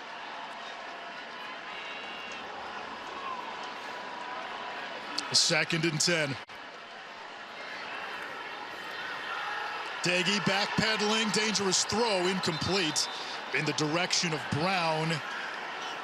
Colin Schooler has been creating all sorts of havoc today. He was in the backfield again. Yeah, he's really been the point of the spear for this defense. Maybe I haven't called his name in a ton of other places, but he's lived behind the line of scrimmage for these guys. This linebacking group for Texas Tech, on paper, as strong as any in the conference and nationally. I mean, you look across the board, Arizona transfer, Michigan State transfer, Reggie Pearson in that spur role, Wisconsin transfer. They've gotten bona fide Power 5 studs here. A lot of transfers, especially on the defensive side. 3rd and 10. Pocket holds. Doege completes to Winston Wright. Flags at the end of the play. We'll get a face mask against Eric Monroe, the LSU transfer. This is the fight they were looking for here.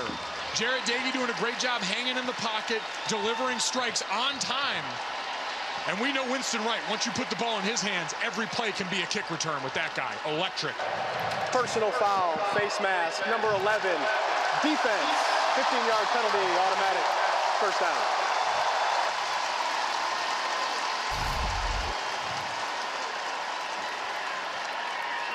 You factor in the penalty, that's a gain of 36, and we have now seen a concerted effort to go downfield in this West Virginia passing game.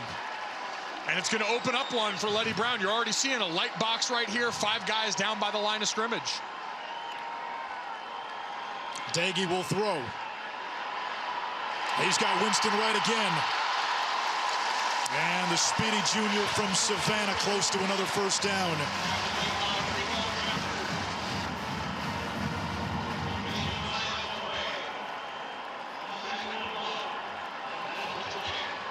Second and 1.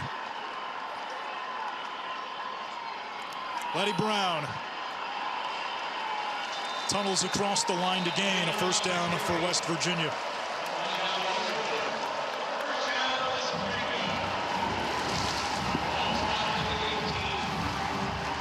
Texas Tech was supposed to be the slow starter. They score 14 in the first quarter.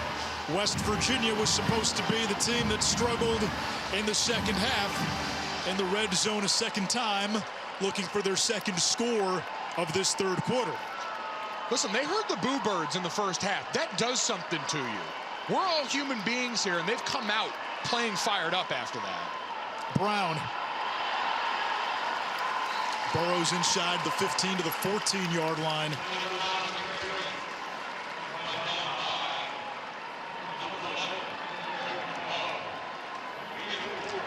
Reinforcements defensively for Texas Tech. The Red Raiders have used a smaller rotation defensively. That was part of the plan. They felt the reason last week got away was they played too many players. They simplified the equation on offense and defense, and now especially you're gassed a little bit. There's a couple long drives here. You're seeing more guys on the back end running around trying to get lined up. Winston Wright, the slot man. And now we get a whistle and a flag. Prior to the snap, false start, number 72, offense, 5-yard penalty, still second down. That's Nestor again, and we check in with Kevin. That's really for Golick Jr. To quote Hawkeye, don't give me hope. Second and 10. Doege flushed. Hit as he throws it. It's incomplete. Pressure coming from Tony Bradford Jr. He can play nose, he can play tackle, and a young man who wants to be a police chief one day. Worked as a security guard with the Texas Tech Police Department. Third down and 11 now. And you'd expect them to spread it out again. Sam James coming in for the tight end, Michael Laughlin here. Jared Doege, give him a clear picture. Maybe give him some motion so we can identify man or zone if somebody runs. Know he's got man coverage and make a better decision here.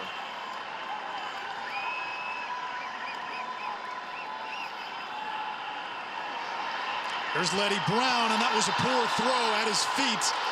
Never gave his receiver a chance. And here comes the kick team.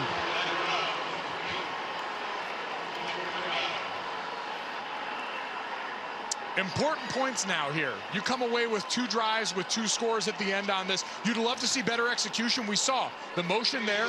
Jared knew he had zone coverage and trying to get his running back run after the catch opportunities here.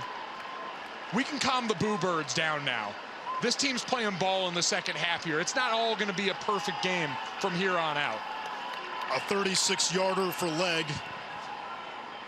And his kick is up and good. He has now made 10 straight inside 40. 2 drives, 2 scores in the second half here for West Virginia.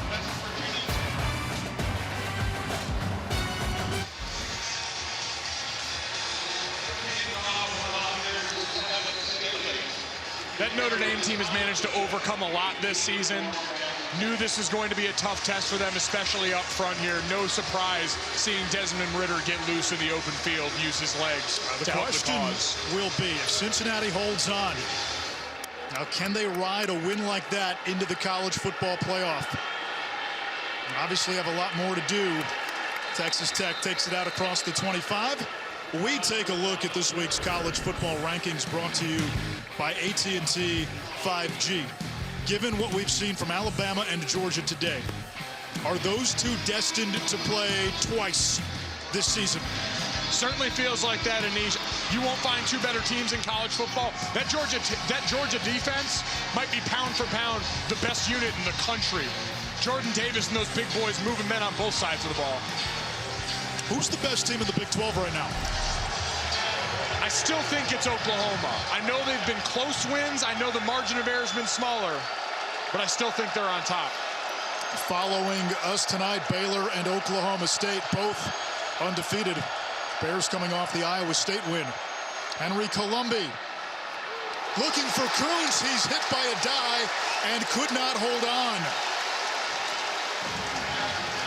That's a great job by Addae in a number of instances. Not only tracking that, because you saw Colombi went the pump fake. They were trying to get them on the pump and go. But then watch him put his shoulder into it. Make sure to keep the helmet out. Make sure to avoid the head and neck of a defenseless player.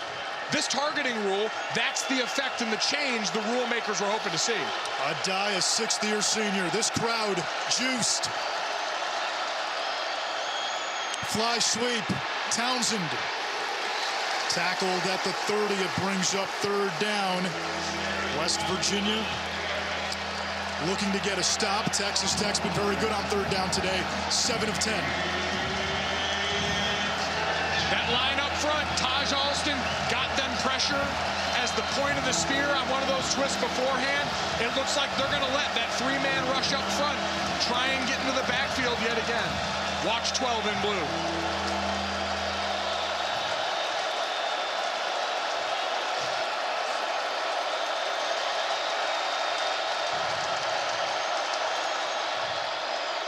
It's a run. It's Sir Roderick Thompson. It looked like they read the numbers. They went to the run game. They're short. It's now fourth down. And West Virginia, down 3 scores at halftime, will get the ball back with a chance to tie. That's what that West Virginia defense does, muddy the picture. Because you saw Josh Chandler-Samito down by the line of scrimmage. Everyone lurking there, understanding. We don't want to get one pop right up the middle on us. Great stand by that defense. McNamara had a Big 12 record 87-yard punt against West Virginia last year. This one chases Esdale inside the 15, a 52-yard punt. I know Pat McAfee is a West Virginia guy. He's got to like what he's seeing in Austin McNamara. This week, the Sunday NFL Countdown crew is hitting the road live at Gillette Stadium. A bit of a game going on. Buccaneers, Patriots, Tom Brady comes back. He hasn't really offered a whole lot of headlines this week in his reunion with Belichick. Hasn't stopped us from going with it here. But we do have an exclusive with Brady before he faces off against his old coach. 10 a.m. Eastern, Sunday NFL Countdown on ESPN. Enjoyed talking about that one for 4 hours a day, 5 days a week. Kenny and Golick Jr., 3 to 7 Eastern on ESPN Radio.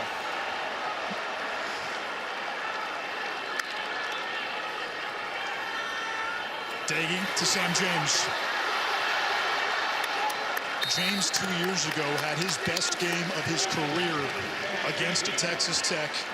14 catches, 223 yards, and then last year he struggled with drops, had to see a sports psychologist at one point.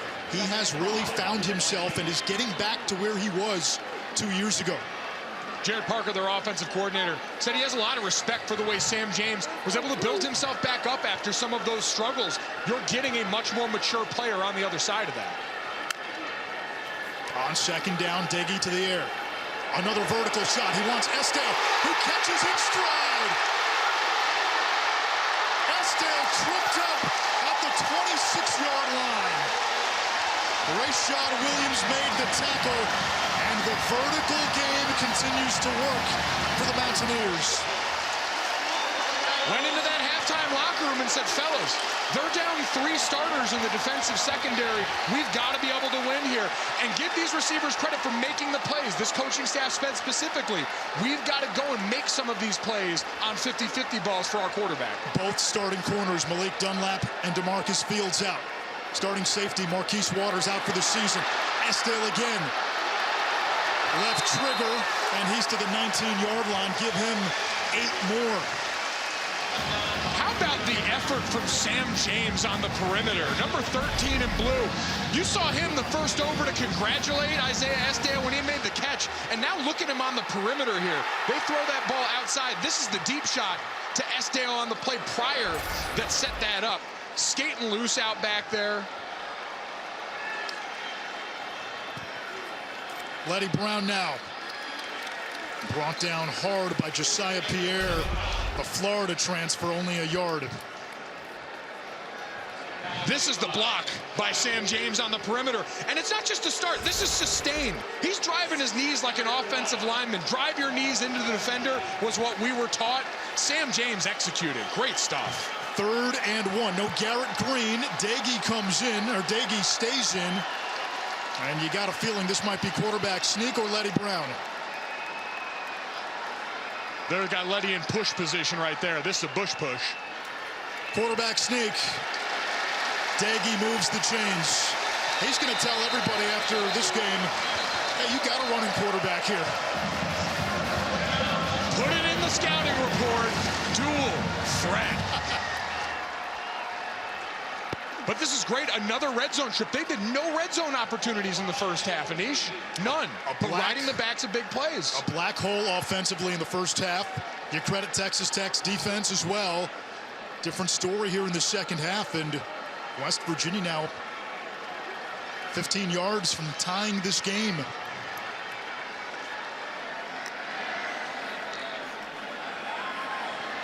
Dagey wants 6. He goes to Esdale, who hangs on. There's a flag down. We could get targeting here too. Esdale is shaken up.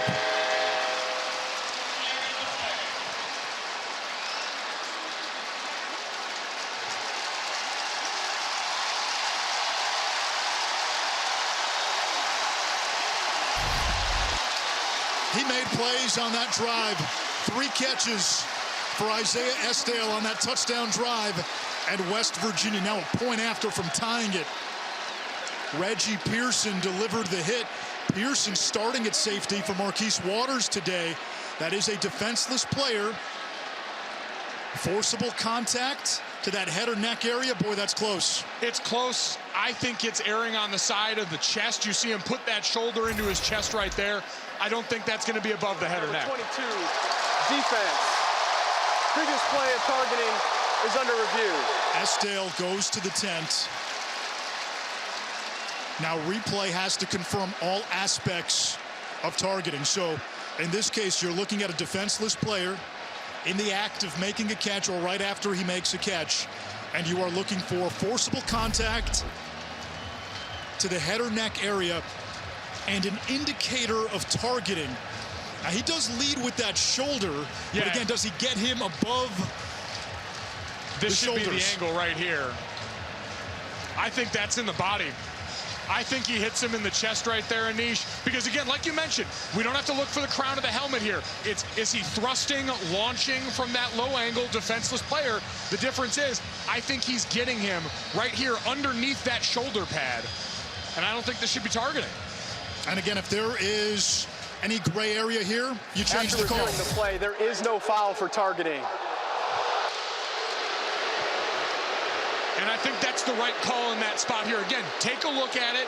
Certainly hope Esdale is all right. We saw him go into that tent. A great catch through contact, but a great hit. And we highlighted it from a day on the other side. A great job by Reggie Pearson there as well. And one of the things Pearson did not do is lower his head. Yes. That to officials is an indicator. And it's one of those things that's in there to protect the tackler as well.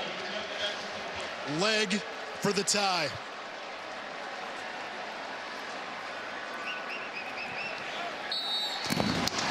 West Virginia with 17 unanswered here in this third quarter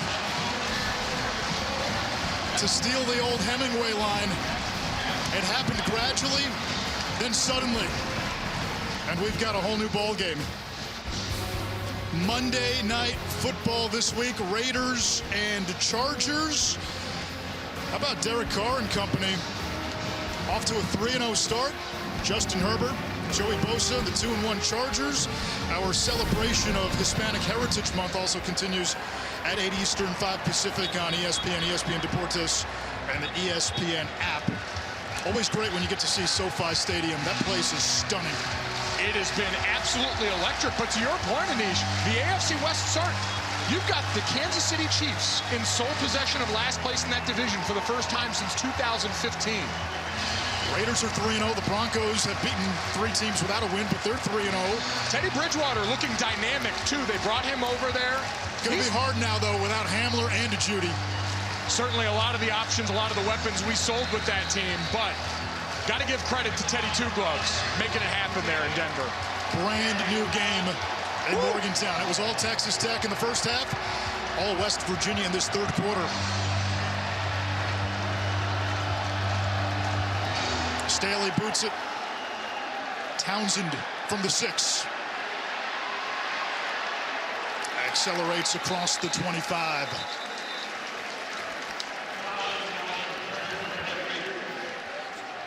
Now if you're Texas Tech, you have ceded momentum in this game. We're back to even. How do the Red Raiders rediscover the offensive mojo they had early in this game? I think you go back to what your quarterback did so well in the first half. 5 wide, let them see the picture, and then take what the defense gives you. They got in trouble taking shots early in this game. Go underneath, but spread this defense out.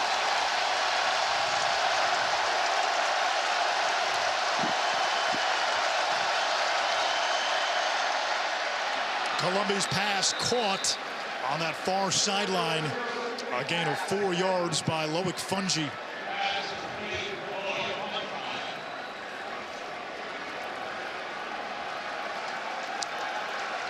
He fit that through a keyhole, though, Anish. These windows have tightened up now. Wouldn't be surprised if West Virginia got their hands on a ball here soon. 1 interception already. Roderick Thompson, no, that's a pass. Kalen Geiger juggles it, able to hold on. Darrell Porter right there to tackle him immediately, 3rd down.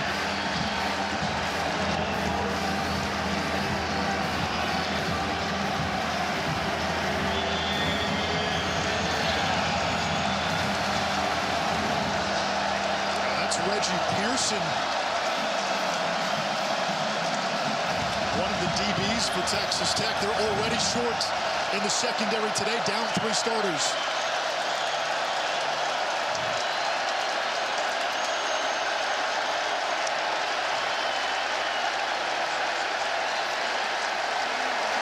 Quarter number 3 comes to an end.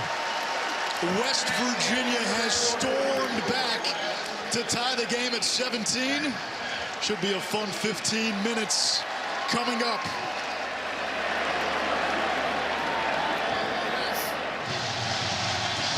College football on ESPN presented by Sling. And this game has turned into bizarro Big 12. Up is down, left is right. A team that struggled in the first half came out hot. The team that struggles in the second half has scored 17 unanswered. 3rd and 4, Texas Tech. Columbia downfield for Fouonji, makes the catch, and a touchdown-saving tackle by Nick Troy Fortune. And that'll quiet this Mountaineer faithful. Put a pin in that one right there. Could end up being the biggest play of this game. Just a one-on-one matchup win, a great ball. And now you're on the edge of another red zone trip for Texas Tech. Your first one, I believe, of the second half. The Red Raiders without all Big 12 wideout Eric Ezukanma today. Upper body injury. Starting center is out. Leading rusher is out. Columbia's the backup quarterback. Roderick Thompson cuts a jagged path to the 16-yard line. Tyler Shuck, the Oregon transfer, hurt last week against Texas. Broken collarbone. Out until at least November. And Columbia looking to do what he did against West Virginia last year in what was then his first career start. He had the poise to lead them back from down 10 in that game. Now tie ball game here. Again, they're going to spread it out and give their quarterback the chance to see the full field. 6'9" Mason Tharp in the slot, bottom of your screen. Colombi throws it to Geiger. And a first down for Texas Tech. First and goal, Red Raiders now knocking at the doorstep. Anish, you talked about the bizarro world element of this game. This Texas Tech offense that had been boom or bust, again, more plays of 50+ than any team in college football. And today it's been about taking a profit in the intermediate. Kevin Connors in the studio is going, you know, Susan, you can't predict football.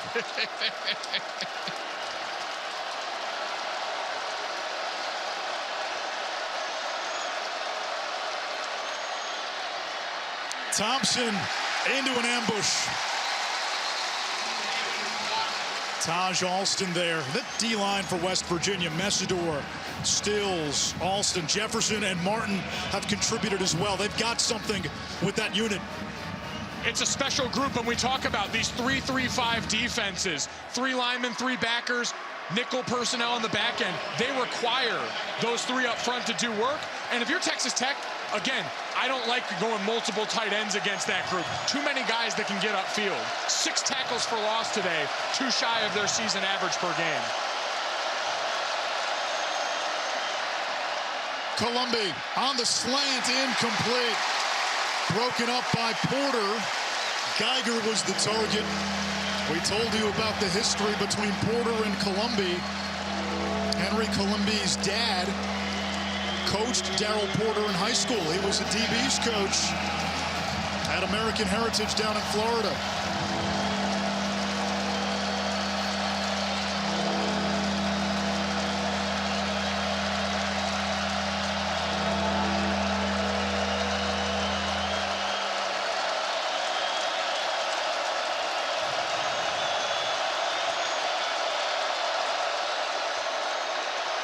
Colombi in trouble and chased down at the line of scrimmage.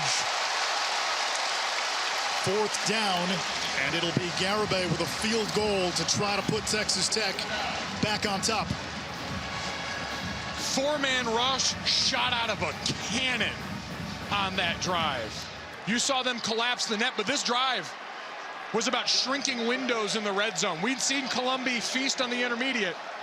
All of a sudden, those DBs a lot less ground to cover. A 29-yarder for the lead.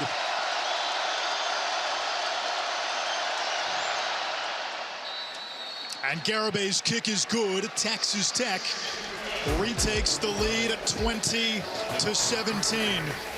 Shaping up to be a fun finish in Morgantown.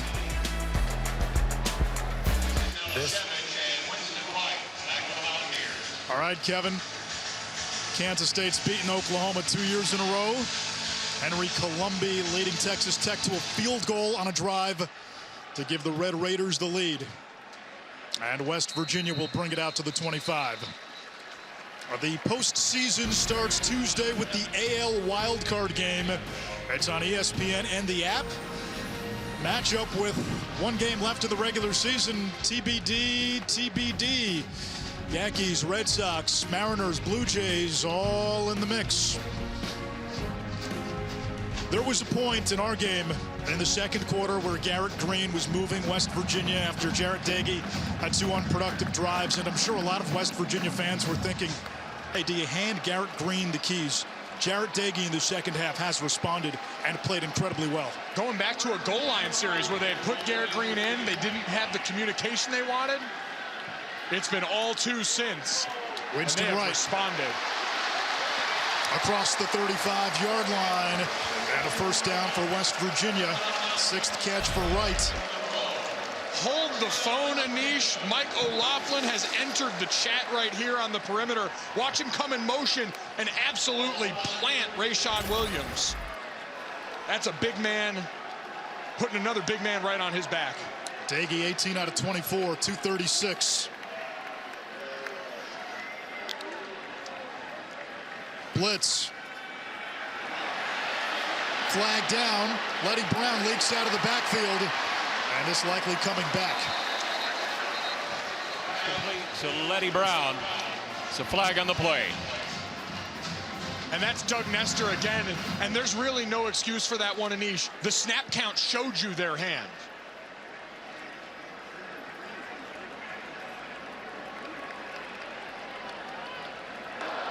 Holding, number 72, offense, 10-yard penalty from the previous spot.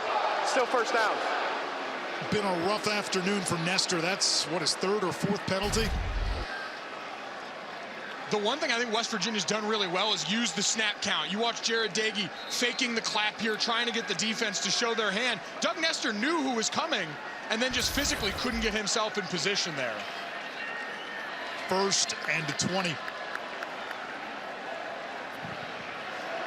Too high safety look by Texas Tech. Schooler on the blitz. O'Loughlin, the tight end, bullies his way across the 30, a couple of broken tackles. It sets up 2nd and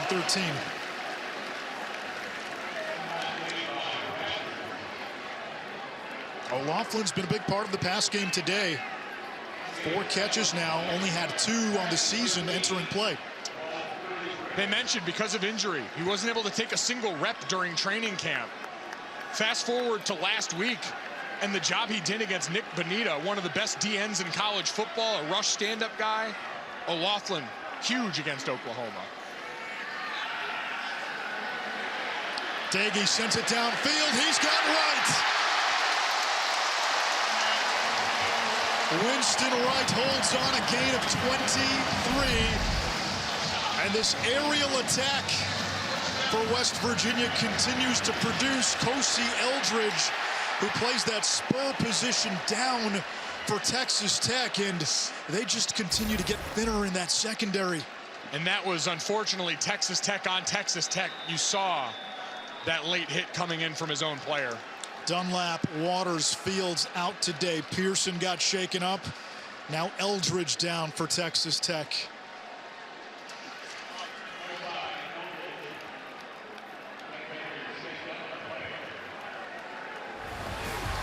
Anish Shroff, Mike Golick Jr., Lawrence Sisler down on the sidelines. It was 17-0 at Texas Tech at halftime. Darryl Talley's number was retired today. West Virginia, after really struggling against FBS opponents in the second half through the first 4 games, 17 unanswered in the third quarter. A Red Raider field goal has Texas Tech on top, 20-17. 1st and 10. Kosi Eldridge got hurt for Texas Tech before we went to break. Here's Winston Wright. 8 catches now. That's a season high. And for the Red Raiders, they were down 3 of their 5 starters in the secondary coming into the game. Now Kosi Eldridge is out. We saw Pearson get shaken up as well. You saw Schooler on that play. That's who it's going to have to fall on now. That linebacker core, in addition to the 3 up front, they're going to have to make do with 4-man rushes because you got to allocate more bodies to the secondary. West Virginia has made you respect their deep passing. And if you're West Virginia, do you go back to that well and go vertical? Absolutely. Instead, it's Letty Brown up the middle, moving the pile to the 37-yard line. 3rd and 3 now. We come up on 9 minutes to play. West Virginia has never led. And out here, you're in 4-down territory.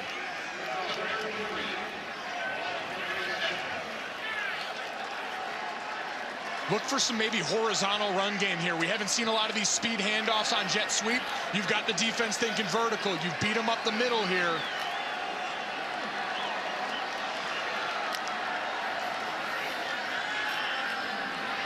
Screen pass. Isaiah Estelle. He's going to be close. He didn't get it. 4th down. You go for it? Easy right here. And you see Michael Laughlin coming onto the field. You're going to go big. If you want to be a great football team, you want to do what you accomplish here, you got to be able to hand it off to 4 and say, our guys can go block your guys up front. What does it tell you that Garrett Green is not coming in now? Tells you that they've got confidence in this offensive line first and foremost, and their running back. This is just like the play they scored a touchdown on. Get double teams up front, hand the ball to 4, let them get a yard. Estelle motions. Letty Brown, 1st down, West Virginia. as good as Brown was last year, and as good as he's been at times this year, he has not really been productive in the fourth quarter of games. And the coaches told us they have to do a better job of monitoring his workload. It'll be interesting to see what kind of finish we get from number 4 in blue and gold.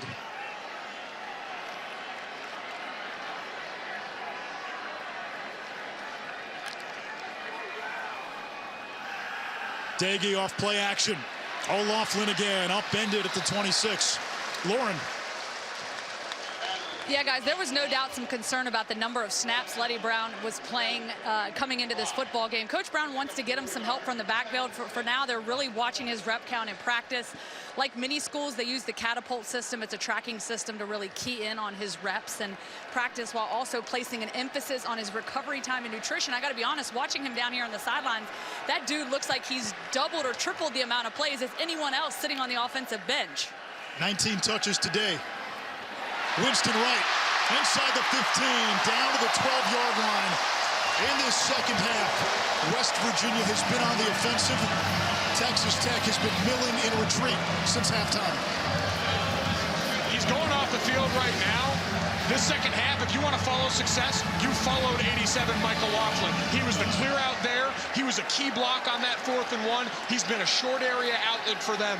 They have gotten major league production, and now they get TJ Banks out there to spell him for a few, because I'd have to imagine you want him down here in the low red zone as another target for your quarterback next play. O'Loughlin tore his ACL after his very first practice at West Virginia. Entered the transfer portal after the season as we get a timeout, but decided to stay after Neil Brown was hired. His blocking and pass catching has been critical today.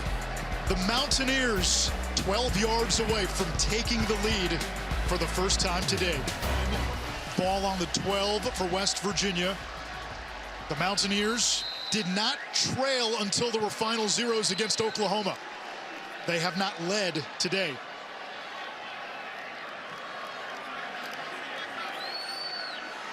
Winston Wright, 4 catches on this drive. Under center, Leddie Brown. Up the gut, sheds a tackler. And he's to the 7-yard line. Give him 5. Less than 6 minutes to play. You can just feel it building on this drive, Anish. You got both tight ends right there right now, TJ Banks, Michael Laughlin. Michael Laughlin has been your one-way ticket to success. I got to imagine there's a play-action shot coming to him down here in this area of the field with all the respect you're garnering. Heavy people on the field. The formation, the personnel dictates the box look you're going to get. That's what helps you on play action. Ace formation. Brown. And he is met right at the point of attack. Tyree Wilson, the Texas A&M transfer, who has immense upside. It's now 3rd and 4 from the 6. Coming into this game, we would have said this is the ideal spot for Garrett Green. But it's clear, this is Jarret Doege's ball game. It's been all Doege in the second half. The steady hand of the veteran has been exactly what they needed. They're going to look to him to take care of the football now down here. Winston Wright motions. He was open for a moment. Doege pumps. Looking for 6. Incomplete. He wanted Leddie Brown. And it's 4th down. Casey Legg will come on for a field goal attempt to tie.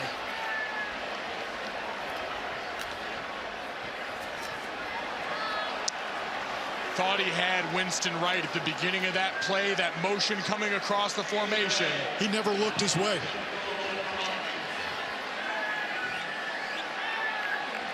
A 23-yarder. And movement up front. If it's on Texas Tech, it's a first down for West Virginia.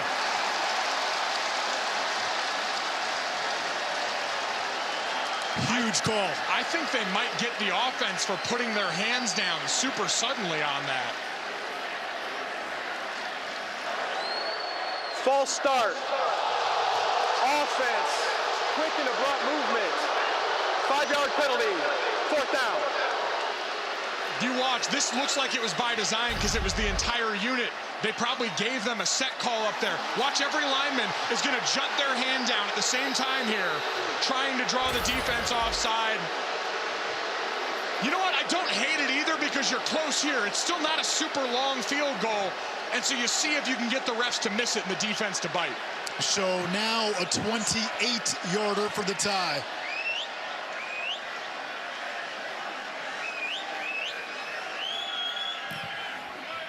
Legs kick is good.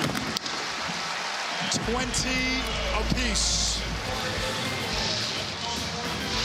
4:34 to go in regulation.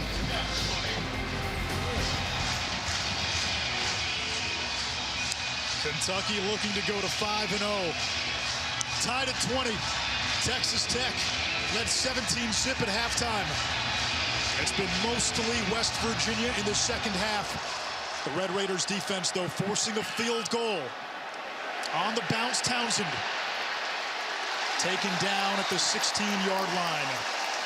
This season, along with their contributions to universities' general scholarship funds, for every field goal and extra point made, All-State will also be donating to the American Red Cross to help with disaster relief efforts.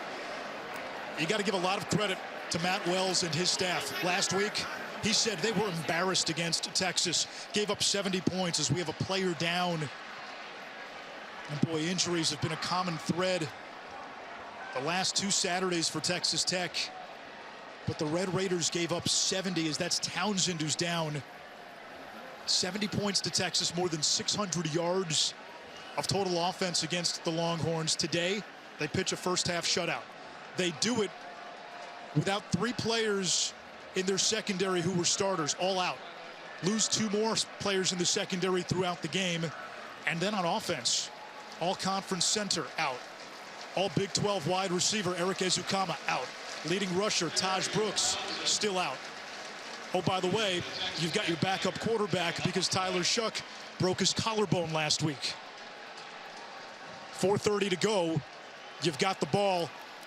You run your 4-minute offense correctly, you can win this game. It's been remarkable to watch them almost reinvent themselves. An offense that's almost exclusively subsistent on big plays early in the season has taken what the defense gives them here. And Anish, you got to go get offense by any means right now. This is a tall ball game. You got to go out there and win this thing, spreading it through the air and letting Columbi spread the rock around like we saw, hitting so many different receivers in the first half.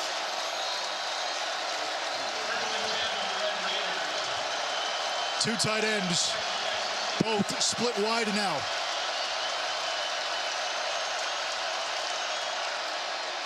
On the ground, SaRodorick Thompson up to the 20, a gain of 4. Dante Stills the stop. Henry Columbi, the Texas Tech quarterback. Hollywood Henry from Hollywood, Florida. First start of the season, 5th of his career. Backed up first-round pick Jordan Love for 2 years at Utah State. Beat West Virginia at home last year in his first career start.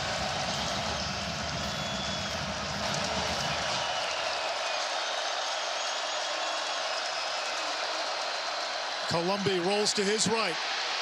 Heaves it downfield. Underthrown. It's caught! Geiger hung on to it. He slipped down inside the West Virginia 40. We saw a dart on a critical 3rd down before, but watch the adjustment by Geiger here. Sees an underthrown, comes back, doesn't get called for the offensive pass interference. That's the veteran difference right there. A younger player pushes off, makes that obvious. A guy who was the Sun Belt Newcomer of the Year and first team All Sun Belt at Troy in 2019 gets the first. Empty now in Mountaineer territory. SaRodorick Thompson in the backfield. Working the clock. It's Thompson up the gut. Into the secondary and charges ahead to the 22, a gain of 16. West Virginia only has 1 timeout.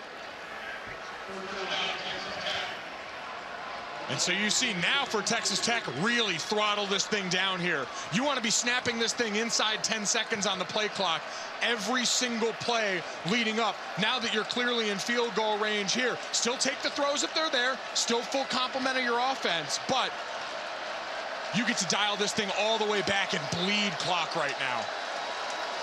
Pistol look. Now Thompson off the right hip of Columbi. Low snap. SaRodorick Thompson up the middle. Amtrak's his way to the 10. First and goal, Texas Tech. If you're West Virginia, is there a part of you that you're almost better off letting Texas Tech score here because you only have the one timeout? They can really run this thing down. Yeah, we're absolutely getting to that territory right here. And then you've got to go all in on the other side of this. Because again, with that one timeout now, all of this is your enemy here. You're absolutely looking at a cavern up the middle here soon if they're smart.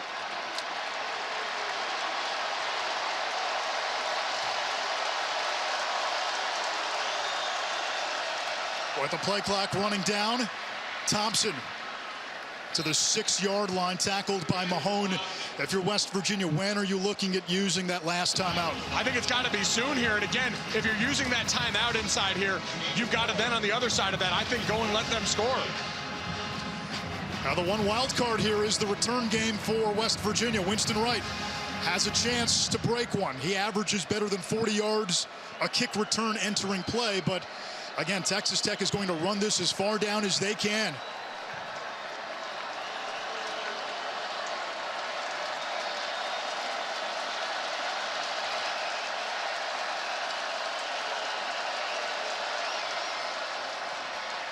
Columbi keeps it on the zone read and slides down. And with 1:07 now, we get a timeout.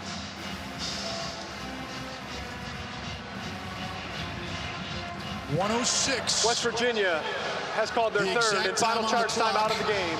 West Virginia out of timeout. So if you're Texas Tech, 3rd and goal from the 9, you can run this, work the clock down, kick a field goal. West Virginia's not going to have much time when they get the ball back. Exactly. It's the perfect game script for them now. Once they hit that big play, this is what you were playing for.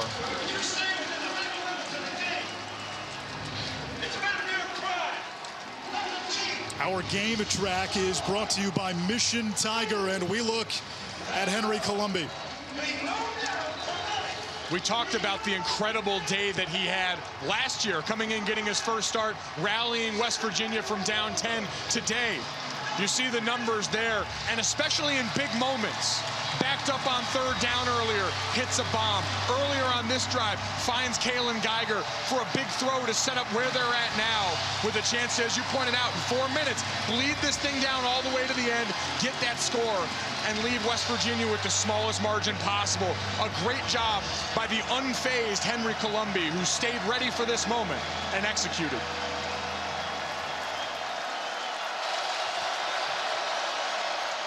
SaRodorick Thompson to the outside, and he is hit for a loss by Taj Alston.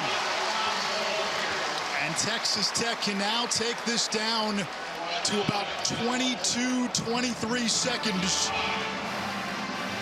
Looking at about a 30, 31-yard field goal. This is what we talked about before, Anish. I know it sometimes seems counterintuitive, but I think letting them score there would have given you a much better chance. You'd have had a timeout in your pocket, potentially a minute and change to work with. If Texas Tech was smart enough to take the bait, which certainly want to give them credit that maybe they'd have thought to fall down, but now this is a difficult spot for your offense for West Virginia. Now West Virginia won't have any timeouts, and you know, there is the catch-22, right? You let them score, well, now you know you need a touchdown. You let them kick the field goal, and if they make it, now you're not going to have much time left. And I would always prefer the time, especially in college here. We've talked about Jared Dagey's been great today. You've seen the confidence grow, but this has still been an offense that's used 2 quarterbacks at a lot of different times this season that has struggled until the day to push the ball downfield. Jonathan Garibay out of California for his career. Perfect inside 40 yards. 11th meeting all time between these two. Texas Tech looking to make it 3 straight against West Virginia for the lead from 32.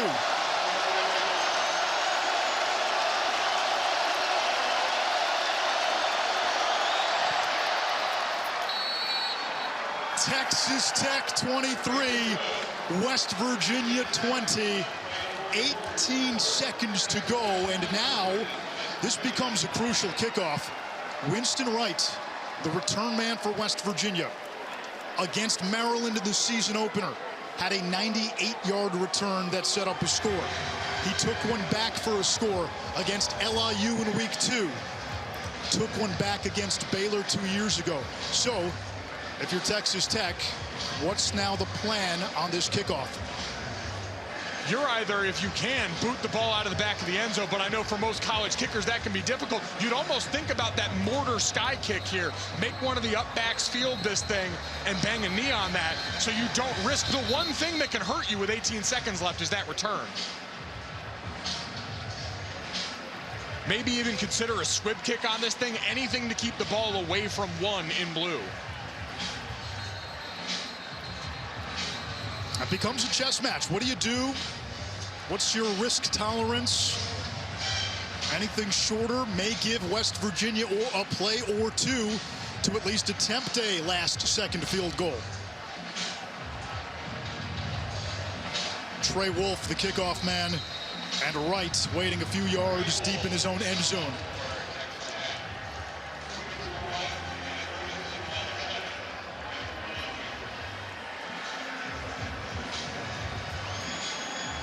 If you're Texas Tech, you don't want to kick it to Wright.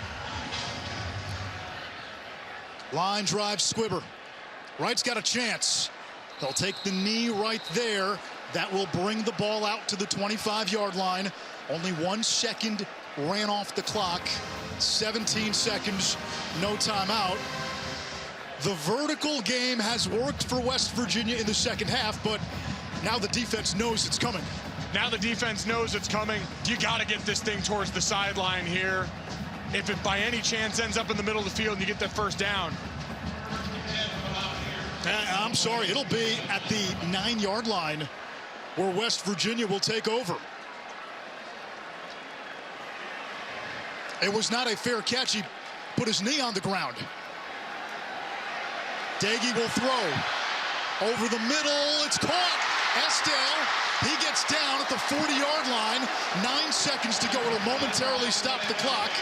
Got to get up and kill this thing. Now the clock starts. They'll run another play. Doege. Downfield, time runs out. Ball game over.